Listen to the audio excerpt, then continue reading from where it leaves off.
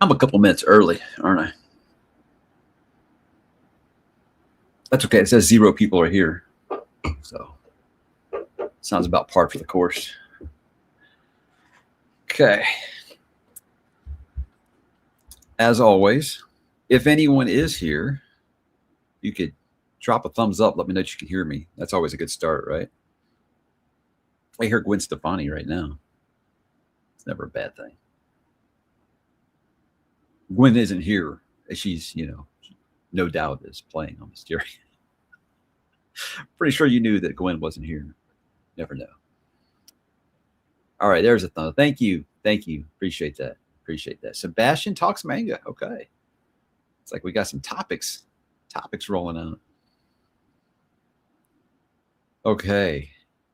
All right. Just got done with work. Said, hey, why don't we do this? Because I didn't record anything else this week. I did that one video, and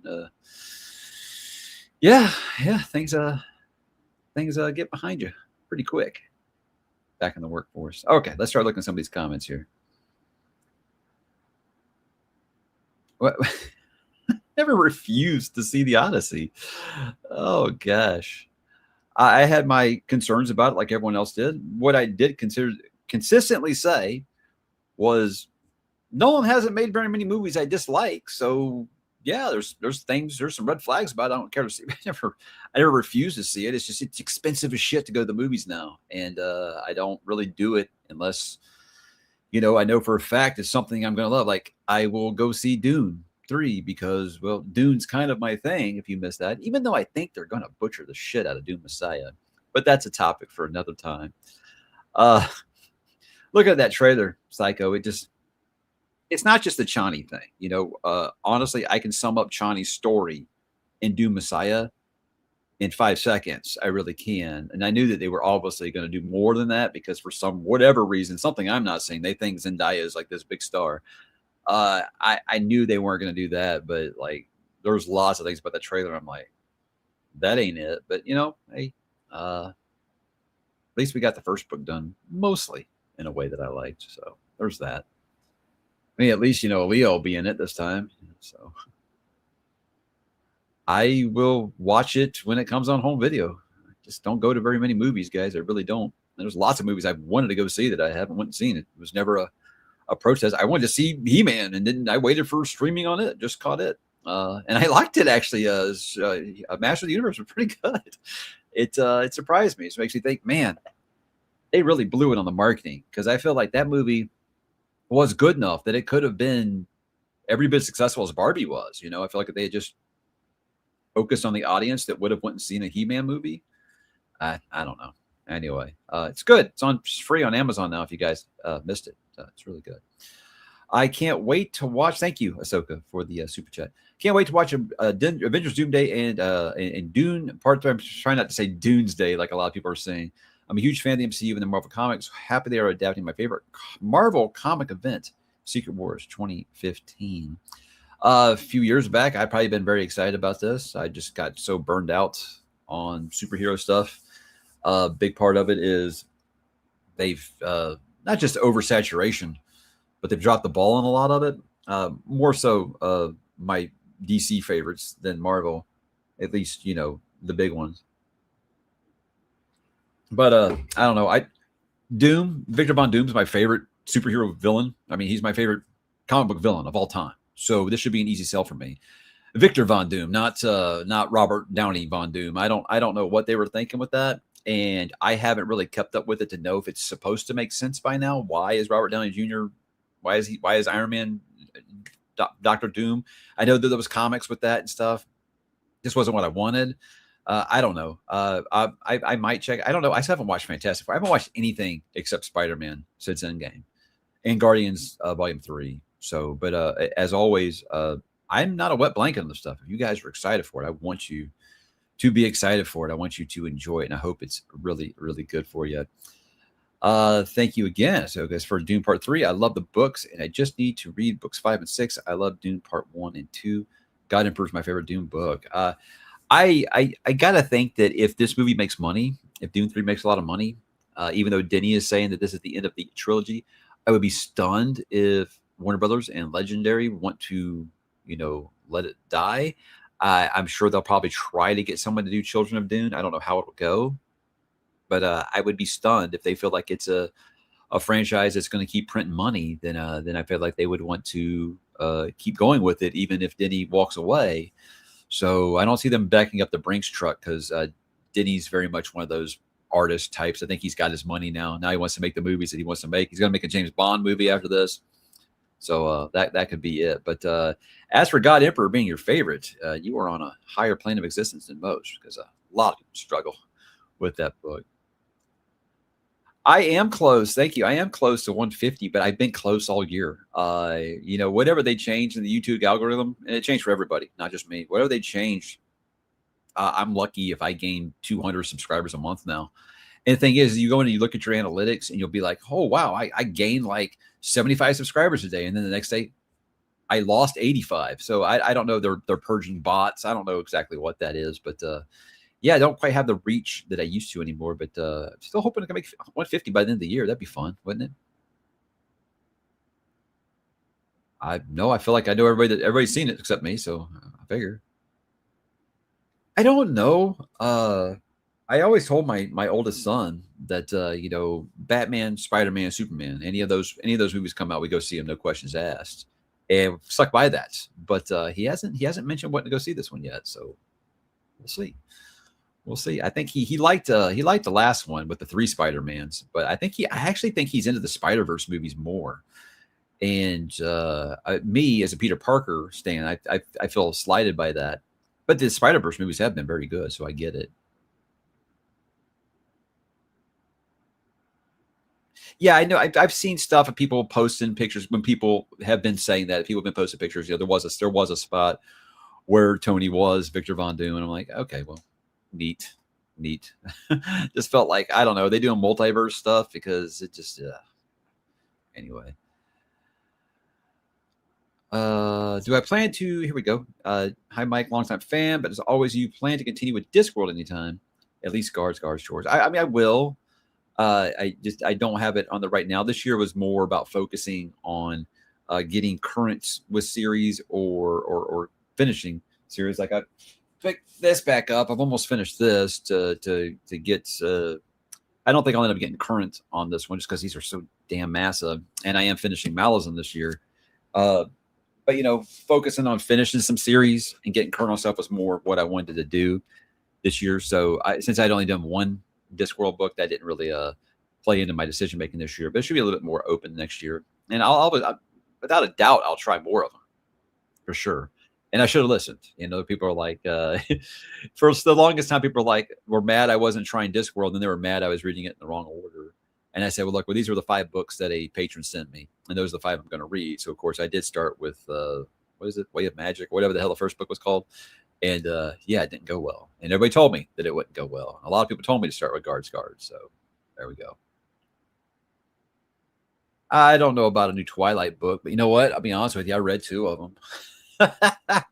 I've told you that I feel like you should definitely check something out before you trash it. Just blindly trashing something without ever reading it or listening to it or playing it or seeing it. That's just feels kind of dumb, and it makes you seem ignorant. So I did read 2 Twilight books, and it went about as well as you thought it did. Absolutely. I don't know if I'm waiting for another book though. Is she still writing those? I think she started writing them from another point of view or something, right? Gosh. Get your money, girl. Get your money. All right, let's jump down here because I'm behind already.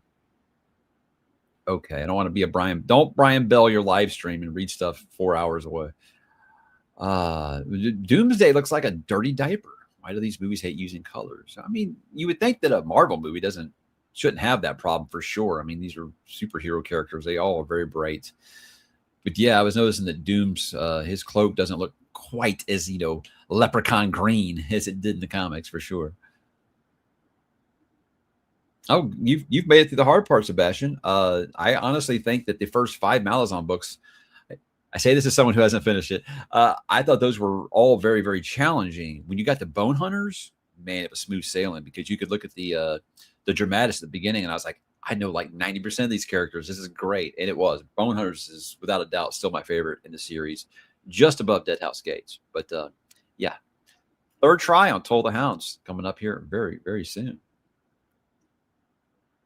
Yeah, they're trying to make it like Barbenheimer, and instead of saying, "Oh, one's got to be better than the other," is like people saying, "Go see both of them," and I encourage that. Yes, definitely go see both of them. I made the joke on Twitter. Someone did one of those.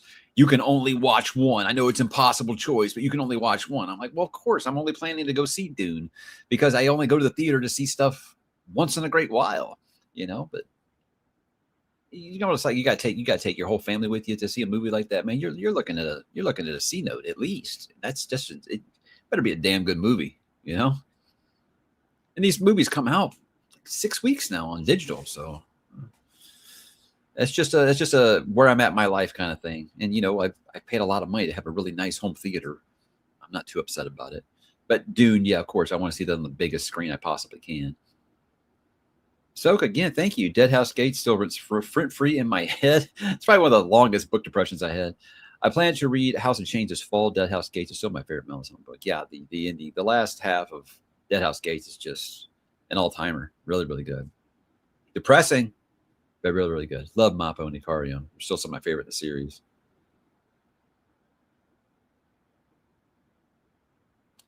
We go. This sounds like a go. My struggle with Malazan is when it's not grounded. Same reason I DNF Wheel of Time, Bound the Broken, and reread Lord of the Rings. I'm lost, and they start talking about prophecies. Yeah, it's kind of like my struggle with a lot of sci-fi is, and Malazan does this actually, is where hang on, I was reading something else. I got distracted. It's where you're doing a sequence and you're like, is this actually happening? Is this a vision? Is this a dream? Is this a memory? Is this what's going on right now? Is this actually happening? And when it struggles for me to even know what's going on, that's what makes it more tough, more so than prophecies. Prophecies, they can go in one ear and out the other for me. I spent so many years theory crafting on Song of Ice and Fire that when I read Wheel of Time, I was like, I don't care. If they come together, cool. I don't have any room for this anymore. Thank you again. Can't wait to hear your thoughts on Marineford arc of One Piece manga. It's the best arc in the manga. Well, Kyle, I got to get through Water 7 first. That's the one my oldest son keeps telling me to do because I got stuck on Skypiea, and he kept telling me Water 7 is like one of his favorites. So I don't know how far ahead Marineford is, but hope I'll get there eventually. I have gotten asked a lot about Other Worlds and These, why I did that. Books I'm doing this fall, people want to know why I didn't bring that one up. The Talisman and Black House, neither one of them are real big hits for me. Of course, it's Stephen King, so of course I'll probably read it eventually. It's just not going to be a release day read for me. I'm glad folks is excited though. So was Peter Straub helping to write that before he passed away, or is this just Stephen picking up the reins and just doing it on his own, like in Peter Straub's memory? I'd like to know that. That always makes me think of the end of Spaceballs. People say Eat at Joe's, and I don't even remember if the restaurant does say Eat at Joe's. It's just what it makes me think of. Hello, my darling. You know what I'm talking about? Yeah, it's good stuff. Good stuff. Just want to pop in and say what's up and drop a like, man. Enjoy the weekend, Mike, and everybody else. Thank you, Ben. Appreciate that. It should be a fun weekend. I've got one project planned. That's really all we're going to do. I've told you guys about, if you followed me on socials at all, I've been saying that I decided to, I don't know what's on my foot. I decided to, it's my office. Why don't you vacuum in here once in a while? I decided to get a new CD player. And I've been just rediscovering my CD collection over the past week, and it's too big of a collection because I never got rid of it. I just didn't use it. It's way too big of a collection to have in the living room, like we did with the stereo. My wife put the stereo in the living room, and we got the vinyl and stuff down there. And she finally said, "Okay, it's starting to get too much, and I don't want the living room to become a record store." So we're still keeping most of the music upstairs, especially the CDs.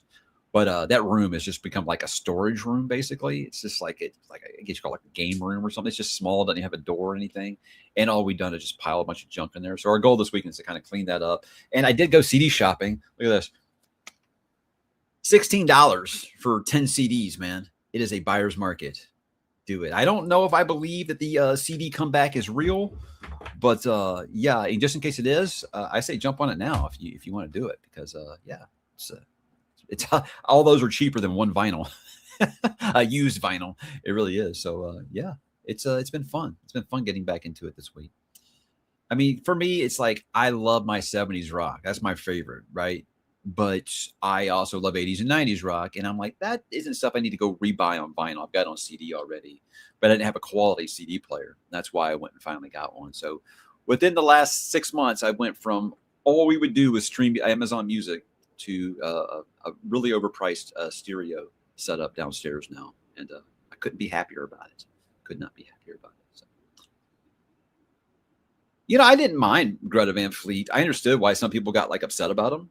But to me, it was like, hey, I don't have a Led Zeppelin anymore. Sure, I'll take a Led Zeppelin sounding band. I thought it was neat. I actually think they should have just ignored all the haters and just said, hey, that's what we're going to do. If you don't like it, don't buy it. Said they let that change what they were doing. It sucks. No, because Columbia House would still charge you like $16 for one CD at the end. And well, I mean, I guess that's what you're saying. Yeah, $16 for one CD, and you get all those for a penny, right? And then they switched to BMG Music. And the thing was, I was going through my CDs because I was cataloging all of them because I'm a dork and I catalog all my music. And I hadn't done that for the CDs in a long time. So when you work in finance, guys, you spreadsheet everything. And that seemed to be one of them. It was a good way to look up what I had and didn't have because it's a big collection. And I forgot what I was going. Oh, I saw on the back, a lot of them on the barcode had the it was just white and it just said like BMG Music. You remember that? Yeah. So I still did get a lot of my early CDs from Columbia House and BMG Music. Sure, who didn't? I actually paid for them though. I know a lot of people would just put in a fake name and get free CDs all the time. I was terrified of them tracking me down. Yeah, I mean it's easy to be snobbish about it, and yeah, there's something magical about vinyl. There really is. Just the idea of dragging a rock across a piece of plastic and it coming out sounding incredible. It's just really really amazing, but it's a lot of work. It's a lot of upkeep, it's a lot of maintenance, a lot of upgrades. It's a lot of money. And CDs still, I mean, you get a quality like that. This is the first. I think this is the first quality CD player I ever had. Because I was telling my wife, I was like, all these CDs I have that used to skip like crazy, I'm playing them in this really nice Yamaha CD player I got. They play perfectly, and they look like I dragged them on my bumper with some fishing line or something. It's like they look terrible. They probably were just in CD wallets and got thrown on my car floor stuff when I was a teenager. They play perfect. None of that disc rot or any of that stuff people talk about. Sounds great. So yeah, I feel like 80s and 90s music. Yeah, I want to play that on CD. Definitely. Well, that's awesome. Got your kids into it. Yeah, you got to get the younger generation into physical media. And that's why I don't know if I believe this stuff about physical media, or if it's just, olds like me that are just remembering, we kind of got seduced by the dark side and started going to streaming music. And then we started being like, what am I even doing anymore? And I think we all just kind of fell for the portability of it. The idea that I could take my whole library with me on an iPod. It really got us away. And my physical media was collecting dust. And yeah, just earlier this year, I was just like, the Wi-Fi went out one day and I couldn't listen to music and I was pissed about it. And then I started thinking about how many songs I want to hear that either Amazon Music doesn't have, Spotify doesn't have, or they've got like a remastered version that sounds like shit. So yeah, I was like, I'm going to go back to, I own it and I'm going to be happy about it. So that's it. Hang on. I saw something in here. Oh, say Brian, I knew it. I knew it. You guys get that? Yeah. Yeah. He's right here. Yeah. Yeah. Yeah. Yeah. See, that's the thing. I got out this out to rip my CDs again to my computer because, I got one of those Weem players. I don't know if that's how you say it. It's WIIM. It's like a streaming thing that makes it to where you can play music from your computer or whatever from your Wi-Fi. It's completely lossless audio. There's no degradation at all like you get if you just play it over your Amazon streaming device. I don't like to say her name because then she starts being a part of the conversation. I know she's listening anyway. And yeah, it's been really, really great getting back into this. Had a good time with it. Hey, Scott, good to see you, brother. I hope you get over your hiatus and you join us here on these BookTube streets again because I need to hear some stuff. I do. I need to hear some opinions because I know you won't sugarcoat it, my brother. Be good. So, what are you guys reading? I feel like we're talking about music now for 20 minutes. What are you guys reading? I'd love to know what you guys are reading. Like I said, I'm finishing up ℓ𝕦𝕤𝕠𝕠𝕜𝕤 number 5. I can easily say it's probably my second favorite in the series, unless the ending completely just wets the bed. I still think that it could be 200 pages shorter. I know that they do side quests and all these because that's part of gaming. Clearly, I think that they could probably make this shorter. I think of that there's one quest in this with Signet and Imogen where I'm like, they could have took this out, and I feel like the story would have went better. But there'll be somebody who tells me that's their favorite part of it. And, I get that because I'm like that with slice of life. People tell me they don't like that stuff. I'm like, that's my favorite thing. But it's been good at balancing the fun and with the serious moments again. And I feel like the last 2 or 3 books had kind of gotten away from that. It was either just over the top ridiculous or it was just like super overly serious. And I feel like this is doing a good job balancing again. I'm laughing again. That's what I want with a Dungeon Crawler Carl book. Definitely. Swan Song's so good. So good. My wife is working on Empires of Dust. I think she's at like 70%. She's been reading it for like 3 weeks. It's a big old book, ain't it? Big old book. I'm a big supporter of Philip C. Contrell here. He's a great guy. Absolutely. Thank you. I just burped. Sorry about that.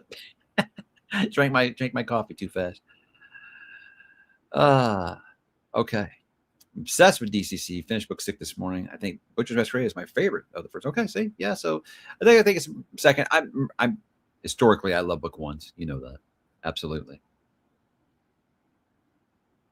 I was always curious about her series. I've heard good things about her writing.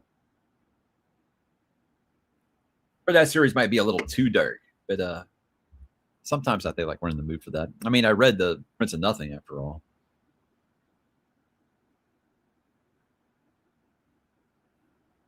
Yeah, I'll read Christopher's next book.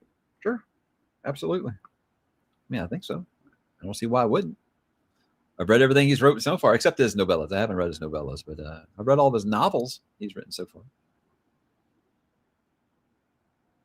I'm reading Abominable by Dan Simmons, a fantastic read about a Mount Everest climb and a possible run-in with a Yeti. He did a historical fiction with a terror, and I thought that was really good. So I am going to be trying Dan Simmons again this spooky season. I'm going to be trying Summer of Night again because I don't know why I DNF'd it. It seems like it should be right up my alley. And Hyperion is one of my favorite books ever, so I know I like him as a writer. So I don't know, but I will be trying that one again. Finally overcame my intimidation about halfway through The Count of Monte Cristo. It's really good so far. Forget how much I love huge books. That's one of the big ones, but man, it's so good. So good. Like I said, there was something I did when I read that in my 20s is I got out the little Post-it tabs, and I made it a point of putting a highlight there every time there was a plot twist. And it was like, I went through almost the whole roll of it. It's like so good. Such a good book. I know it's too long for some people, but man, it's just one of those, if you don't got anything else to do and you don't mind just losing yourself in a book for a while, it's hard to do better than Dumas. It's a really, really good book. Yeah, I like the book, but yeah, the movie did it better, I think.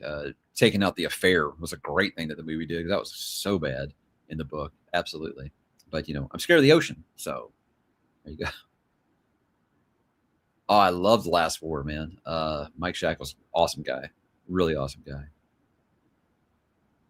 And yeah, Last War just kicked ass. So much ass. I don't know why more people don't read that series. It's so good. Okay, so everybody's reading so many great books, and here I'll be starting to Sword of Truth soon. I get asked that a lot. You'd be surprised how much I get asked if I've read Sword of Truth. And I tell them the same thing that I said when I did this first channel in this video, is I said I'd read some Sword of Truth, and there was truth to that. I said when I was younger, I picked up anything that I could find in my brother's bedroom. That was like my library. We grew up poor. We weren't getting a lot of new books. You just had what was laying around the house. And I read a Sword of Truth book, and I didn't learn until much, much later that it was like book 4 or so in the series. So no wonder it didn't make sense. But yeah. So yes, technically I've read some Sword and Truth. Soka, you're just killing it here. I've been reading Chasm City by Alistair Reynolds. Good book, but super dense. I've always been intimidated by Alistair Reynolds because it's like really, really intelligent sci-fi readers recommend it to me, and I was like, uh-oh. If you're going above like The Expanse, I feel like sci-fi just gets a little too smart for me. Yeah, so I'm very, very nervous about that. Scott says, I've tried the first book in Sword of Truth, didn't get far either time. Just feels like a poor man's Wheel of Time to me. I have heard that criticism very, very much as well. I think Daniel Green got very, very popular for bashing this series, and I think that was a good reason why, is because it felt like it was infringing upon his favorite series, and that happens. I mean, I read stuff that feels like a rip off of my favorite series. I'm like, what are you doing? Even though I give Terry Brooks his flowers, I still will be like, I love Lord of the Rings the first time I read it, Terry. I really, really did. Yeah. Okay, I don't know what this means.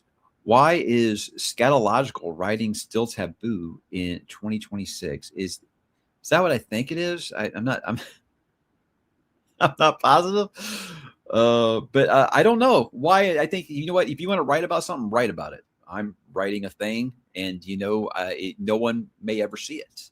And that means I can write whatever I want. That's what's great about it. I don't have to worry about, no, people won't like this, because I have stuff in there that I know that people, well, they won't like much of it, honestly. But I mean, I have things that the characters do in the story that I'm like, yeah, people would modern audiences would completely whine about this. They would hate it, because I've heard them say, you can't do that in your books now. And it's not what you're thinking it is. It's just, it's something I know for a fact has come up, and you can't have something like that in your books now. It's too real. You can't have that. And I'm like, okay, I'm going to put it in there. But as far as what you're saying, hey, I say write what you want. If people don't like it, they won't read it. That's it. They can close the book. So it is. So it is meaning what I thought it meant. Okay. Yeah, that's what I was hoping too. But hey, but like I said, write what makes you happy. Hey, Kellen, good to see you, brother. No, I mean, I read the first book, Children of Time, or the first book in that series. It wasn't my thing. So I thought that if I tried Tarkovsky again, it would be fantasy, because I've heard he writes really good Flintock. So I'd probably try that before I tried another one of his sci-fi books again. I don't know, but that guy is prolific as hell, man. He puts out a new book, gosh, like every month. He's a machine.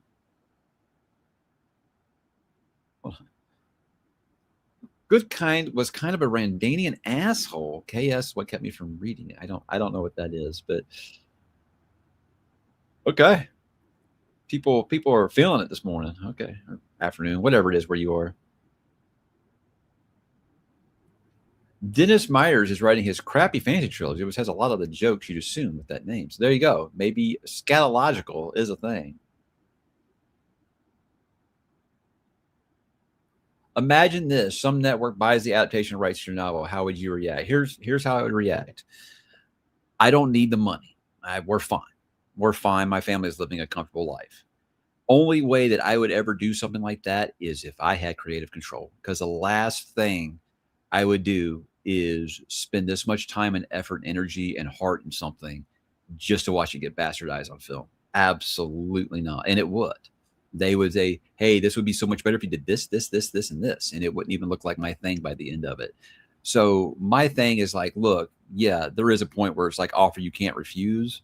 One, I don't think that offer would be coming, but also is like, that's the kind of thing I would rather just like keep it than, let someone completely change it. Because I don't know. I mean, I understand some of these authors, like they want their money. I get your money. I absolutely say get your money. For me, it's like, I don't know. It would just be too important. I can write some slop for you if that's what you want, but something that I really care about, unless I was part of it, as a showrunner or something like that, I just don't think I could let it happen. And that's why I would never make it in that business.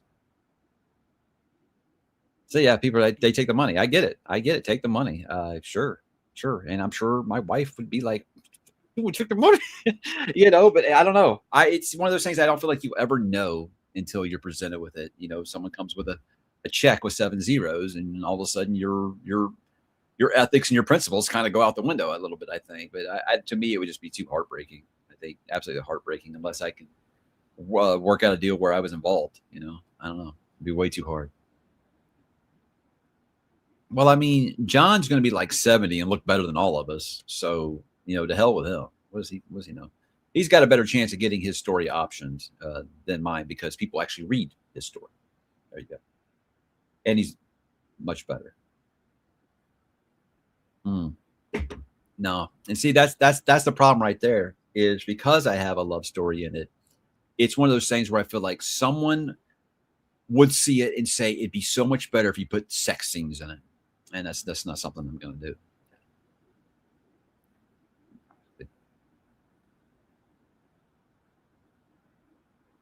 I brought up Dungeon Crawler Carl way before everyone but Daniel Green and Bookborn kicked me off. It's hard to compete. You can't compete with Daniel's audience, and Bookborn's really, she has a way of getting a point across in like her essays that I never could. So yeah, it's hard to compete. Like I said, I've been on these streets for years talking about how great Stephen King is, and some slappy will come up with a, hey, I'm going to rank all of Stephen King's books and get 1 million views. So I'm clearly doing it wrong. No doubt. I absolutely know that. Again, this is why it's staying on my hard drive. I know John's a jerk, ain't he? He's a jerk. Great genes. Great genes. Good for him. Oh, okay. It's one of those kind of strains. What's the best and worst sex scenes you've ever read? Wow. I had someone accuse me in a video today that I said I loved Jay Kristoff's sex scenes. And I'm like, no. That's not what I said. What I said was he's good at it. He's very good at it. I would prefer not to read any of them, though. I've said he's very good at it. The worst or anything that Brent Weeks has wrote, his sex scenes are just, oh my God, why are you doing this? Why you got this past your editor? I'm impressed. But yeah, I don't know that there's a best. Like I said, it's just not my thing to read. I don't even really care for him too much in movies. You know where I care for him? Never mind. I'm not going to answer that.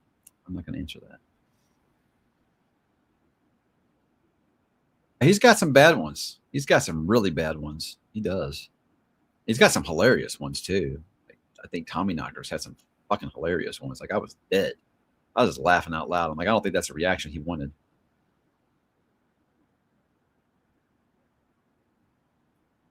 If anybody can beat Baker's sex scenes in the Prince of Nothing trilogy, I mean, you can make them weirder than that. I'd be impressed. It's actually quite a flex if you can do that. I'm still hoping I can get to it before the end of this year, man. It's just really just going to depend on how Malazan goes.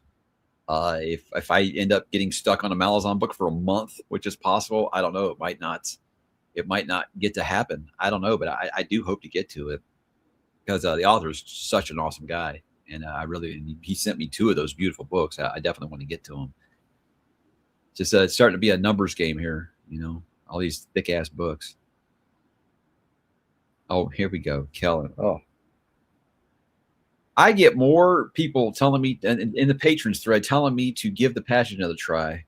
That to the point where, yeah, it almost does feel like I'm being bullied a little bit. So that seems like a given. It's going to happen. I'm going to try it again just because I trust them, and I don't feel like they'd be selling me something that's terrible. It's not like the people who are like, oh, I want to read Lightbringer just because you trash it so hard.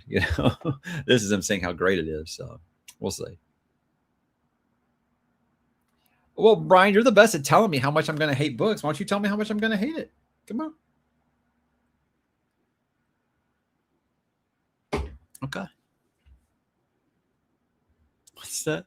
Self-Help World is burying TBR's today. Man, the sex scenes in some of those old Hades horror paperbacks were chef's kiss. Wow. I guess I don't recall them. If you could read a collaboration between 2 authors, who would they be? Well, see, this is kind of a tough one because you want to get 2 great authors together because you think they'd write something really great. But I always feel like their styles are going to conflict. I mean, look at King and Straub. For me, it didn't work. And I know Straub's a talented author. So I think sometimes it's just you're so used to an author you love being a certain way, seeing him kind of give some leeway on his style. You're going to notice it, I think. So for me, it would be more like I think it'd be fun to get 2 authors who are like complete opposites or something like Joe Abercrombie and like Brandon Sanderson or some shit, something ridiculous. I'd have to think about that, but I don't know. It's more I like to see some authors play in other authors' sandboxes, like see Joe write a Stormlight Archive book or something. That'd be hilarious. I like to see something like that more so than or just give me an author I really love writing in the world of Drizzt or Star Wars or something like that. I think that could be pretty cool. No comment, but thank you for the super chat. I appreciate you. Have you ever read S.A. Crosby? He writes Southern war crime fiction. I'm really digging. I've heard the name come up a few times, but I haven't actually seen anything out in the wild or anything like that. Oh yeah, Lock and Key is up there with some of Joe Hill's best work. Absolutely. Trying to get an interview with Joe Hill, and his publicist today told me he's just not filling interviews right now. But we'll get together when his next book is coming out. But I think he's in the crunch now. He's trying to get his book edited and finished. The Hunger, it did get pushed until May of next year, but I feel like that one's going to happen. It just isn't going to happen for spooky season like I was hoping it was going to. I liked In the Tall Grass. His collab with Joe was good in The Tall Grass. Sleeping Beauties is one of the worst King books I've ever read, which made me believe it's just an Owen King book, and Steve put his name on it to help him move some copies. That's just my belief. It's not good. When would you predict Red God's coming out? I read the original trilogy, but I want to space out the next 3 so I don't have to wait long for Red God. I have no idea. Pierce has been saying next year for the last 3 years. And if you go back and look, Lightbringer was supposed to come out 3 years before it did. So at this point, I say just wait. Like my wife, she's read the original trilogy, and she said she's not reading the sequels until there is a release date for the final book. So there we go. What is your absolute favorite heavy metal band? Mine is King Diamond. Mine is Judas Priest. That's a top 5 band all time for me, Judas Priest. I have every album, the old and the new. I love them all. As long as Rob Halford is front and center, I love all of their albums. I think Judas Priest can do no wrong. They are absolutely incredible. And he is on the Mount Rushmore of rock vocalists, without a doubt. That's an awesome, awesome band with unique sound. The twin dueling guitars, I love it. Can never get enough Priest, man. Every album, every song, they just kick so much ass. Do you prefer dry prose or purple prose? I really don't care. To me, prose is so far down my list, and it's because I'm not a good writer. It's one of those where I would rather you spend time on character work than show me how good of a writer you are. So does it help? Sure. I mean, like I love Ray Bradbury, because he's a beautiful, beautiful writer. But for me, it's like you can have beautiful writing and a lame story, Name of the Wind, and I just don't care. You can have, I'm not going to name a book because that's just going to feel like I'm just trashing an author that I like. But you can have an absolutely great story, but your writing's just okay, and I'll still probably end up liking it. So there you go. There you go. No, Red God will come out. Red God will come out. Yeah, I wouldn't be shocked if Red God ends up being book 1 of 2, though. I'll be stunned if it gets split in half. Just because I think Pierce was saying it's at like 1,400 pages in the manuscript right now. Yeah, that's 2 books. Definitely 2 books. Thorn of Emberlane. Oh my God. I remember before I started the channel, there was rumors that he had turned in the manuscript for that to the publisher. Wow. That feels like it's been going just as long. See, he knows. He knows. Yeah, Priest. No wrong. Great freaking live album too. Man, so good. You listen to the Judas Priest live albums and like in their prime, you're like, wow, there's no studio magic in Rob Halford's voice. He really can't do that. He's incredible. Yeah, it seems like now he can't hit some of the notes that he used to, but still, he's still bringing it. And so is Bruce from Iron Maiden. He's still bringing it too. So good. So good. Yeah. Some of those artists, they just can't bring it anymore. And it's like, please stop. Like David Lee Roth, my brother, you are hurting your legacy right now. Stop it. You got to stop. And then there's some who just keep on rolling. Even saw Bon Jovi. I haven't actually listened to it yet, but I heard Bon Jovi made a big comeback after they told him he never sang again. So that's fun. I love stories like that. Never saw Bon Jovi live. I mean, I liked him a lot in the 80s. Everybody did.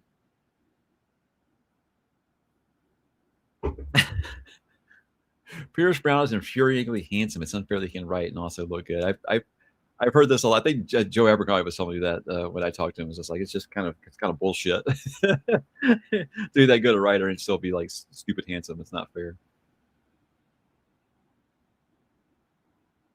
Any series with dialogue as good as a Song of Ice and Fire, I honestly can't find any. I don't know. That's a tough order. Regardless of how people feel about George not working on a series, and now he's saying he's working on a Dunk and Egg book instead of finishing When's a Winner. I don't know. I don't know. I mean, it's one of the reasons I love this series so much is some of the best scenes are just the characters verbal sparring with one another. It really is. So it's a high bar. It's the reason it's my favorite fantasy series right there. That and the world building is just untouchable. Have you heard of the Gaslight Anthem? Brian Fallon is one of the most underrated songwriters of this generation. Is that the band? Gaslight Anthem? Can't say I have. Cannot say I have. Yeah, Tad's pretty good. I would put Ronnie James Dio on my Mount Rushmore rock vocalist. No doubt. No doubt. Gone too soon. All right, what'd I miss? Let's see. I miss any super chats? I get all of you. Got all those. Okay, let's see.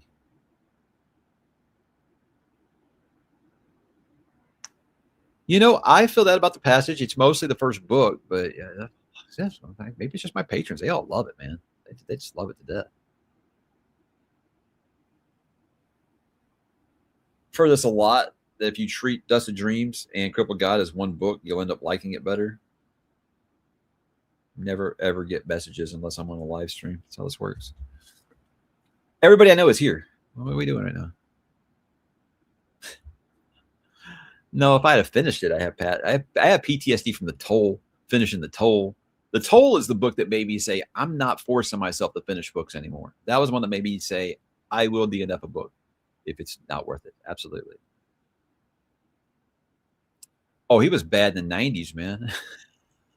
Like when he got back with Crew, he had it for like that first tour, and then it's, gosh, man. Yeah, it's been bad. Yeah, definitely. But, like I said, just being able to come back when they pretty much told him he was never going to sing again, it's pretty impressive. Good for him. So he had to cancel a concert the other night, though, but he said it was a sinus infection. It wasn't his voice. So, it's amazing how some of these artists can come back after I thought they were, finished. Or, I didn't think they could work things out with each other. And yet they like Guns N' Roses. I remember when Guns N' Roses, when Axl and Slash first, worked things out enough to go touring again. That was 10 years ago now. And I bought those tickets. I was like, there's no price I won't pay to see this. And I bought those tickets and I was like, just begging, please, guys, for 6 months, hold together, at least until you get to this show, because I want to see it. Now they are a decade later, still doing it. They're still doing it. So sometimes it works out. Sometimes they realize, hey, this money thing is neat. Let's just realize that we don't have to like all the people that we work with. Fleetwood Mac did it for 30 years, 50, I guess, technically, but just different versions of the band. But that main part of the group I'm talking about, Buckingham Nicks, they realize, hey, we're much better together. We just can't see each other's faces. Favorite Beatles albums? I mean, gosh, anything from Rubber Soul up, I would accept that answer. And it's not that I dislike their boy band years. I like that stuff quite a bit, but they hit like a new evolution once they stopped touring and just became a studio band. Like their music just got so crazy cool and experimental. And yeah, Rubber Soul, Revolver, Sgt. Pepper's Magical Mystery Tour, Abbey Road, the White Album. You put any of those on, and it's just like, this is the best Beatles album. Then you play the next one. This is the best Beatles album. So any of those ones in the second half of their career are definitely going to be in consideration. And I would accept any answer. Anybody could pick any of those albums, and I wouldn't say, no, you're wrong. It's legend. Absolute legend. Elvis, gosh. So my mother pretty much like forbid us to listen to rock music for a long time, but she let us listen to Elvis, because that was her thing, So where we were hiding our Iron Maiden and Metallica albums in Beach Boys cassette holders, yeah, we would still be able to listen to the Beatles and Elvis, but yeah, Elvis, one of the greatest singers ever. Guy was ridiculously talented, and yeah, I've listened to quite a bit. I got several of my wife just bought one of his LPs the other day, and we listened to it. It's great stuff. Yeah, huge talent. Is Wind and Truth disappointing? Yeah, I think even people who really enjoyed it, I mean, they've even kind of come down now and been like, look, I'll be lying if I said I wasn't disappointed in some things. Some of the hyperbole you hear about it, I think that's going a little too far. But yeah, it's definitely a step down, guys. It really is. Yeah, I just think that like those first 3 books were just lightning in a bottle, and him spreading his resources so thin to write like 5 other series, I think that hurt it. I really do. What, for real? You get to see IMAX movies for $5? Jeez, man. We pay more than that in freaking ticket fees.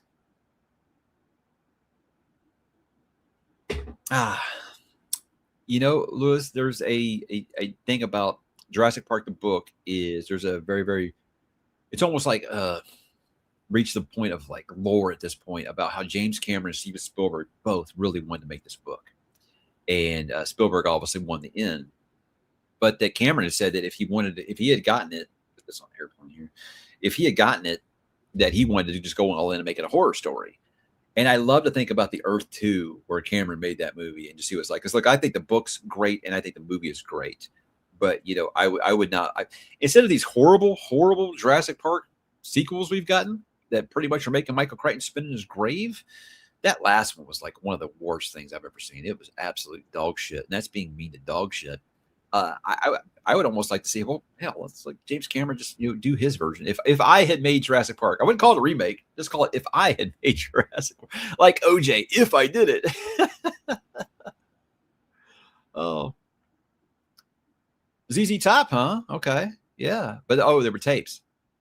It's okay. A lot of these albums that we've been listening to the last week, my wife and I, since I got the CD player, I've been telling the stories about. I actually remember when I upgraded this from my cassette, so there's a lot. And that's, to me, that's what's so great about physical media is there's a story attached to all of it. I could pick up any of these CDs I bought and say some story about either when I first listened to it, when I got it the first time, because a lot of these are albums I'm getting back. But when I got it the first time, where I was in life, talk about a story attached to it, what it reminds, like so much about this album reminds me of stuff that happened my sophomore year, a ton of stories I could tell about it. And I wouldn't do that here because, I want to have a YouTube channel tomorrow.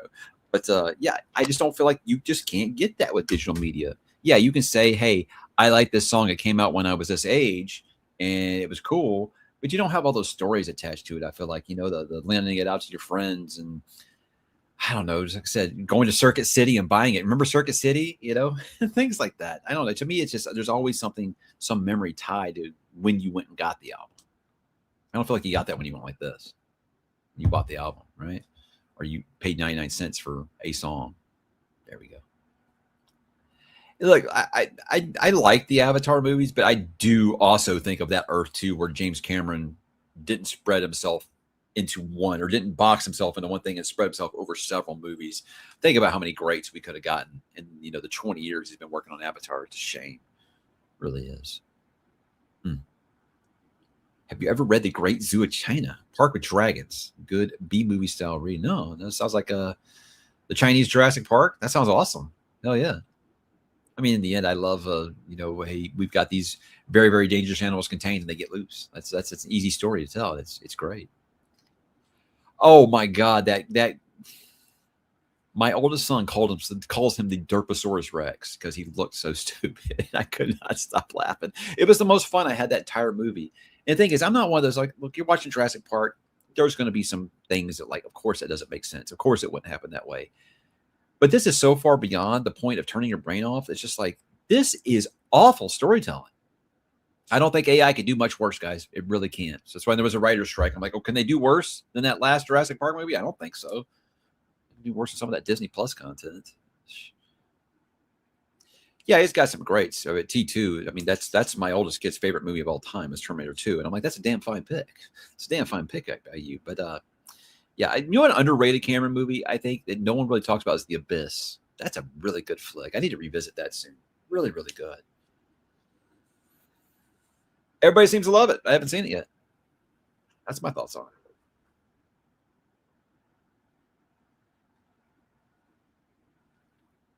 Really? So you can do that. You can find some of the stuff. I found that in some vinyl. Like I'd open some of these up, and you would look and set the insert or something. They were signed by the artist and stuff. Like people had no idea, because a lot of the times when people are trading in media, they inherit their parents' vinyls or CD collection, and they don't want it, so they'll just donate it. They'll just donate it to a bookshop or something like that. They don't know what they have 9 times out of 10. They don't even want to bother to check because they just want to get rid of it. They want the space.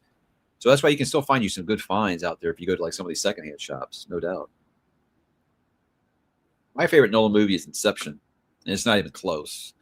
I know a lot of people will say Dark Knight or things like that, but to me, Inception is one of those movies, like The Matrix was when The Matrix first came out, and I felt like every time I watched The Matrix, I picked up something new.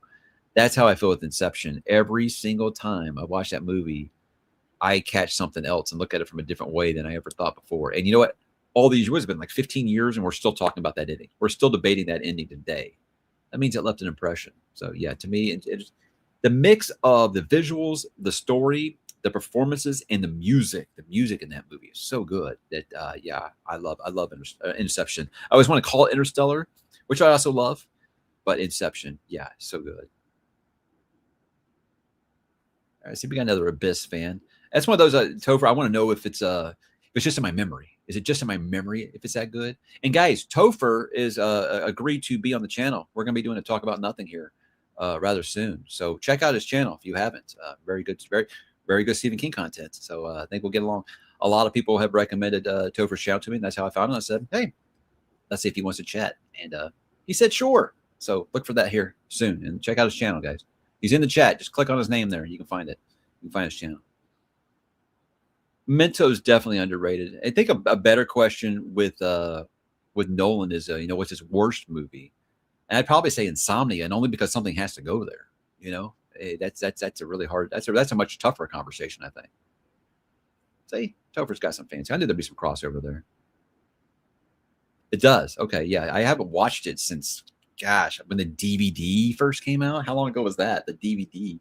Now I haven't started doing that yet. People are like, oh, are you going to get into the collecting all the physical media of all this? Like, I never got rid of most of that stuff, but I'm not to the point yet of buying a lot of Blu-rays and stuff that I don't already have, because I think I should, because they're starting to edit some of these movies, and it's all these movies that you think, oh, it would be great if we could just have them on digital forever. But, you know, they go to different streaming services and stuff. And then, you know, you decide down your site, you're going to finally watch it. And we know it's gone. It's gone now.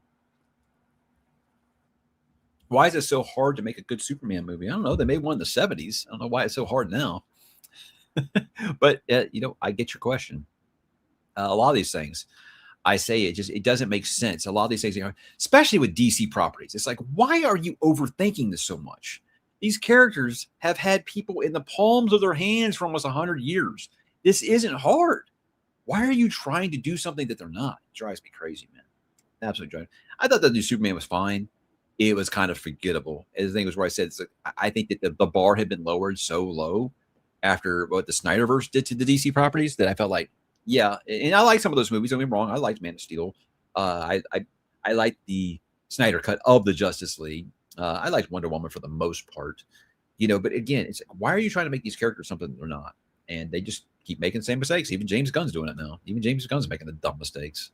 I don't know. Thank you, Timothy. What was your favorite TV show this year? Favorite book, favorite movie? How was your new job going? Okay, well, that's several. That's gonna be your money's worth here. My favorite TV show obviously is House of the Dragon, because I love that universe. But let's go with new. My favorite new TV show this year, Widow's Bay on Apple TV, was just awesome. And the way I saw it to people is, imagine if Stephen King wrote Twin Peaks. That's what that show is. It is so twistedly messed up, but hilarious. It's so good. But it's not a horror comedy. I see it described as a horror comedy. It's like, you will laugh because of just how awkward everybody is in that Twin Peaks kind of way. But that small town, Maine kind of harbor town, you want that feeling, you're going to get it. That's a really, really good show. And Matthew Rice, I've loved him since The Americans. He's awesome in this. Yeah, awesome show. Favorite book so far this year might be High Fidelity. You know, and that maybe that might have just been perfect timing. That was right back when I was getting back into getting physical media again. And they're so obsessed with like records and stuff in that book. But really more is about the themes of nostalgia and thinking back to what a shit you were when you were trying to date in your 20s, you know, things like that. My favorite movie, Project Hail Mary. Yeah, I know that's a popular pick, but it's hard not to. I mean, that was my book of the year when I read it, and it was a very faithful adaptation, and it captured the heart of that book. So yeah, it's if it wasn't for Project Hail Mary, I said Obsession might be my movie of the year, but yeah, Project Hail Mary was great. Really was good. New job's fine. You know, it's really nice when you first 3 weeks of the job before you get paid that first time. So you get that first paycheck, you're like, steady revenue stream again. That's nice, you know. But Still learning a lot. They do things very, very differently than my last company. So it sucks when you start a new job and you feel like, God, I miss when I knew everything, because you just feel like, God, I don't know how to do anything, and it sucks. At least that's how I feel. I want to just know how to do everything. And sometimes it can feel frustrating because you don't feel like you're learning as fast as you want to learn. And, but it's a process. We'll get there. We'll get there. But thank you for the super. Appreciate you. And check out Widow's Bay if you haven't. James Cameron's best film is Aliens, 100%. I will also accept this answer. Not a lot of wrong answers there. Guy's a visionary filmmaker, really is. And there's this group called Creator BC, and they make these in Search of Darkness horror documentaries. But they also did one on James Cameron's Aliens, and it was really good. Just seeing some of the stuff that Cameron was doing on the set, and they're just like, that's why the he's a genius. But man, I don't know if I could work for him if I was an actor, because he demands a certain performance. Let's put it that way. See, I think you get different answers for this. Everybody, Nolan's best movie is The Prestige. Shame not a lot of people saw it. I watched it. My wife and I were dating when The Prestige came out, and we still talk about that movie, about how messed up it was. And David Bowie's Nikola Tesla. Oh yeah, awesome. But yeah, it's very messed up movie. It's very, very good. Yes, more love for Widow's Bay. It's awesome, guys. It really is. What am I doing? I'm complaining about the movies being too expensive. You are taking the money.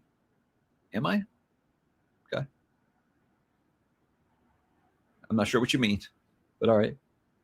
I'm on Letterboxd. I just don't do any reviews. I just rate them. I don't know. See if I can find my username. Someone asked this before, but I think it's just my name. Let's see. I had this on airplane mode, so now you got to wait for it to unf itself. Let's see. My name is Mike K. I don't know. I don't know how you search for that, but yeah, I'm there. I'm right there. That's not ever going to focus, is it? I don't know, but I don't know if there's a way to share this. Is there a way to share this? Share, okay. But I don't know where to share it to. Anyway, just search Zep1978. That's probably it. Here, put it in your on. This is awesome live stream material, isn't it? That should be it, hopefully. But yeah, Letterboxd is great. I'm actually scared they're saying it's getting sold and it might change. That's such a shame. It shouldn't be hard to find, man. That's one of my most watched videos on the channel, because I did my review of The Stand right as everybody went into lockdown. So it shouldn't be too hard to find. And no, real quick, I probably couldn't. I did all my research and stuff back then. What are your thoughts on the state of BookTube? I feel like a lot of creators have quit along the way in this day of 2024. I think that YouTube has made so many changes to the algo. It's like, for me, a huge hit now is if I have a video that hits like 10,000 views, and I used to get that on weekly updates, so something changed along the way. I don't know when they decided to change the algo, but they've changed it to something big now. Cause like I said, I don't have near the reach I used to. And even a video I have that's like successful, it's like those first 24 to 48 hours, it's like you can look at the analytics, it's just like going up, and then just boom, out of nowhere. It's like they flip a switch and it's just gone. It just falls off the face of the earth. And I know that frustrated a lot of creators, especially getting started. It was so much easier to get started, between 2019 and 2023, because, you have a couple of hit videos and boom, you were in everybody's algorithm. And if you were a reader, and now it's just like nothing. So people talk, oh, you got a big channel. It's just like, yeah, my videos hardly get out in front of anybody anymore. So I get it. I get why people are quitting. They're very, very frustrated. It sucks to make a bunch of content, like no one watches it, no one talks to you because they ain't seeing it. It's very frustrating. I get it. The best of movies. Have you seen Predestination? Highly recommend. And To Go In Blind. No, I haven't heard of it. Final Destination. So I've seen those, but I've never heard of Predestination. But I'll check it out. You say it's why can't they get a Superman movie right? For me, it's like, why can't they do Green Lantern right? I don't get this. If your problem with Green Lantern was like you don't know how to get the special effects right, like the Ryan Reynolds movie, you don't know how to make it not look hokey, I would accept that. I would understand that. But whatever the hell that is coming out, hashtag not my Hal Jordan. Give me a break. A favorite summer activity with family. Usually we go on a cruise. We were annual cruisers because for us guys, like Galveston is 50 miles from our house. It's an hour and a half drive, and we're there, and we can get on a ship for 7 days and have our room, our board, our food all paid for, and it's done. It's not what I call a super cheap vacation, but it's the best bang for your buck, and it's so easy. Like I said, because we can just pay to park our car for a week and we're taken care of. That's it. We're done. But we didn't do it this year because, like I said, with the uncertainty with the job and stuff like that, we were like, let's not book any vacations until we know what's going on. But this year we're just chilling, spend time together. Kids they like going to Galveston. They're not beach snobs, which is amazing. Because if you've seen the beach at Galveston, it ain't pretty. It's pretty gross. It's the Gulf. The Gulf is not sexy, guys. The Gulf is very dirty water. It's brown water.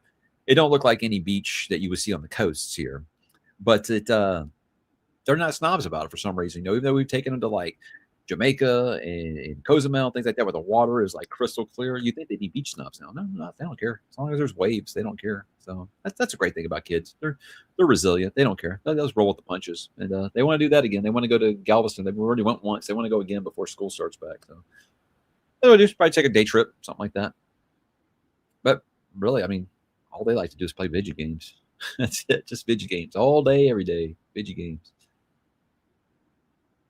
I did Life's of Traders. I did one per month over the course of 3 months, and I liked it a lot. I liked that's still my favorite group of books in the realm of the Eldlings, which is wild because there's so many people who skip those, because they just read the Fitz books. But I think that Life's of Traders was just great. I loved it. One of the best villains in all of fantasy in Captain Kennett. Really good. I laugh every time I hear that. My Lord. I'm trying to pick between Shogun and Pillars of the Earth, my next historical fiction read. Which do you suggest if you have to pick one? Well, both are going to be commitment on your time. Both are incredible, incredible books. Gosh, I guess it really would just depend on what kind of mood you're in. For me, Shogun was very much a learning process because I won't lie, I know nothing about ancient Japan, nothing, like at all. So it was a learning experience for me, I think, whereas I read a lot of history stuff. And you would think Pillars of the Earth would be, it's just them spending, 30 years building a church. How exciting could that be? And that book was absolutely riveting. I think I would go with Pillars just because I think you can binge read it. The way that Ken Follett writes, you can read it actually really quickly. Whereas Shogun, it's wonderful. It's wonderful. Again, my book of the year 2 years ago, and just an amazing story that's never left my head. It is going to be a little slower, I think. It's going to require, for me, I couldn't really binge. Now, if you're one of those, if you audio everything, it might not bother you. For me, there's nothing that I could really binge read. That's why I split Shogun out over 3 months. I'm glad I did. Made that journey feel more worthwhile. But that's hard. That's like Raiders of the Lost Ark or Empire Strikes Back. I mean, it's just two really, really great books. Oh, you found do it. I have the best of 1995 to 2005 from your list. I was doing that thing on Letterboxd where I was just separating everything by year and just listening to all the movies I'd seen and ranking them because it was something they did around 2010s. They were doing like what was the best movies for the top 10 movies for each decade of the 2000s, and I did that. So that's why I started making those lists. But yeah, it's a lot of fun to do those. I love making lists. Who doesn't? Everybody loves making lists. Try not to make too many of those videos, but it's so easy and fun. I have a great time with those. Any fantasy books who have anything similar to The Wall from Game of Thrones? Maybe historical fiction, The Great Wall of China. I have no idea. It's a good question. Have you ever read the manga for Attack on Titan? I haven't, but I own it. And my oldest son watched the anime, which surprised me when I heard it. I was like, excuse me? because he was like 11 when he watched it, and I've heard it is not for the young audiences. And we'll call. You guys glad I don't make you listen to that? Really good. Pillars of Earth for sure. Love them both though. But back to the Attack on Titan. I've heard great things about it. I know there are some people who are upset about the ending, but I think there's anything that goes that long, it's going to be hard. I think to put an ending together that pleases everyone, right? Since finally reading Malice, I can't think of a single negative thing to say. Perfect pacing, perfect characters, just blown away. Wish I had ways on. See, that's what I get. Is everyone said before I read Faithful to the Fall, and they're like, "Oh, Malice, the first book's kind of a struggle because it takes so long to get going." And when I read it, I was like, "This is like every classic fantasy book I've ever read." You know, where you start in a small town and you get to know the characters before everything turns to shit. I was like, I didn't find it slow at all. But I will say also, I feel like Malice probably is the fourth best book in that series, but it's still really great. That's why Faithful and the Fallen is one of my favorite fantasy series ever. Really good. Glad you're reading it, man. My 2026-2027 Super Bowl prediction. Ooh, trying to get out in front of our NFL show. Oh man, gosh, I feel like the AFC is so wide open this year. Gosh, and, my Texans got like such a good defense, but after watching CJ just fucking melt down the playoffs last year, I don't know that I could pick them. Because on paper, it's like all your offense has to be is like top 15 with that defense. I mean, I don't know. Is this the year that the Bills finally break through and make it? I think the only thing more fitting than the Bills finally breaking through and making a Super Bowl is them finding a way to lose the Super Bowl to a team they shouldn't lose to. So let's go with Buffalo. And this is going to change, guys. Let's go with Buffalo versus something crazy. Buffalo versus the Lions would make the most sense, right? I just don't think the Lions. I think the Lions had their chance and they blew it. I'll say Buffalo and the Rams are going to win it. That Rams team is just stacked. They should have won it last year if it wasn't for some awful decision making. I think McVay is an amazing coach, but I think he made some awful decisions in that NFC Championship game. But I don't think the Seahawks are going to be a pushover. They're not going to be a one-year wonder because I think McDonald's an amazing coach. But the NFC is tough, man. It's going to be a gauntlet. Really, really is going to be a gauntlet.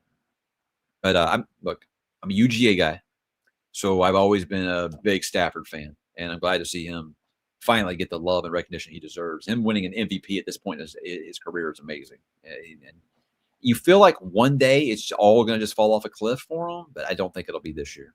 Definitely don't. And getting the best defensive player in football doesn't hurt either, right? Yeah. So unless Puka comes down to earth, Devonta gets old real fast, I don't see how they fall off like at all.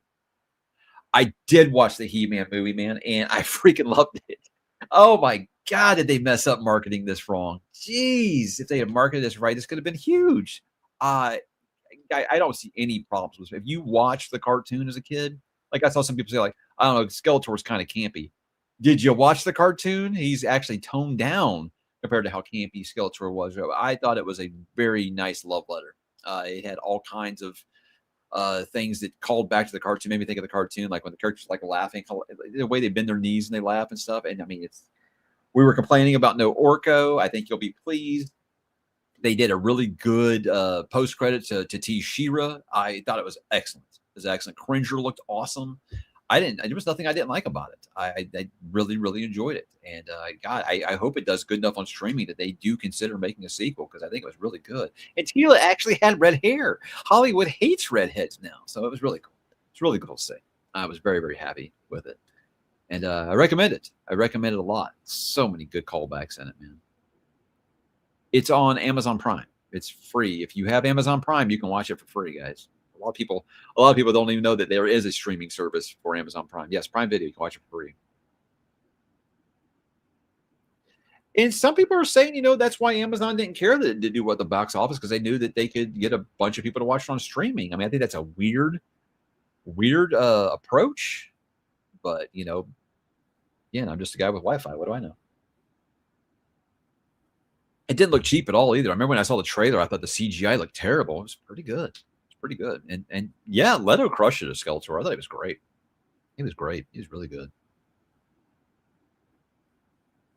Nolan doing a horror movie or a Star Wars movie? Would you prefer horror?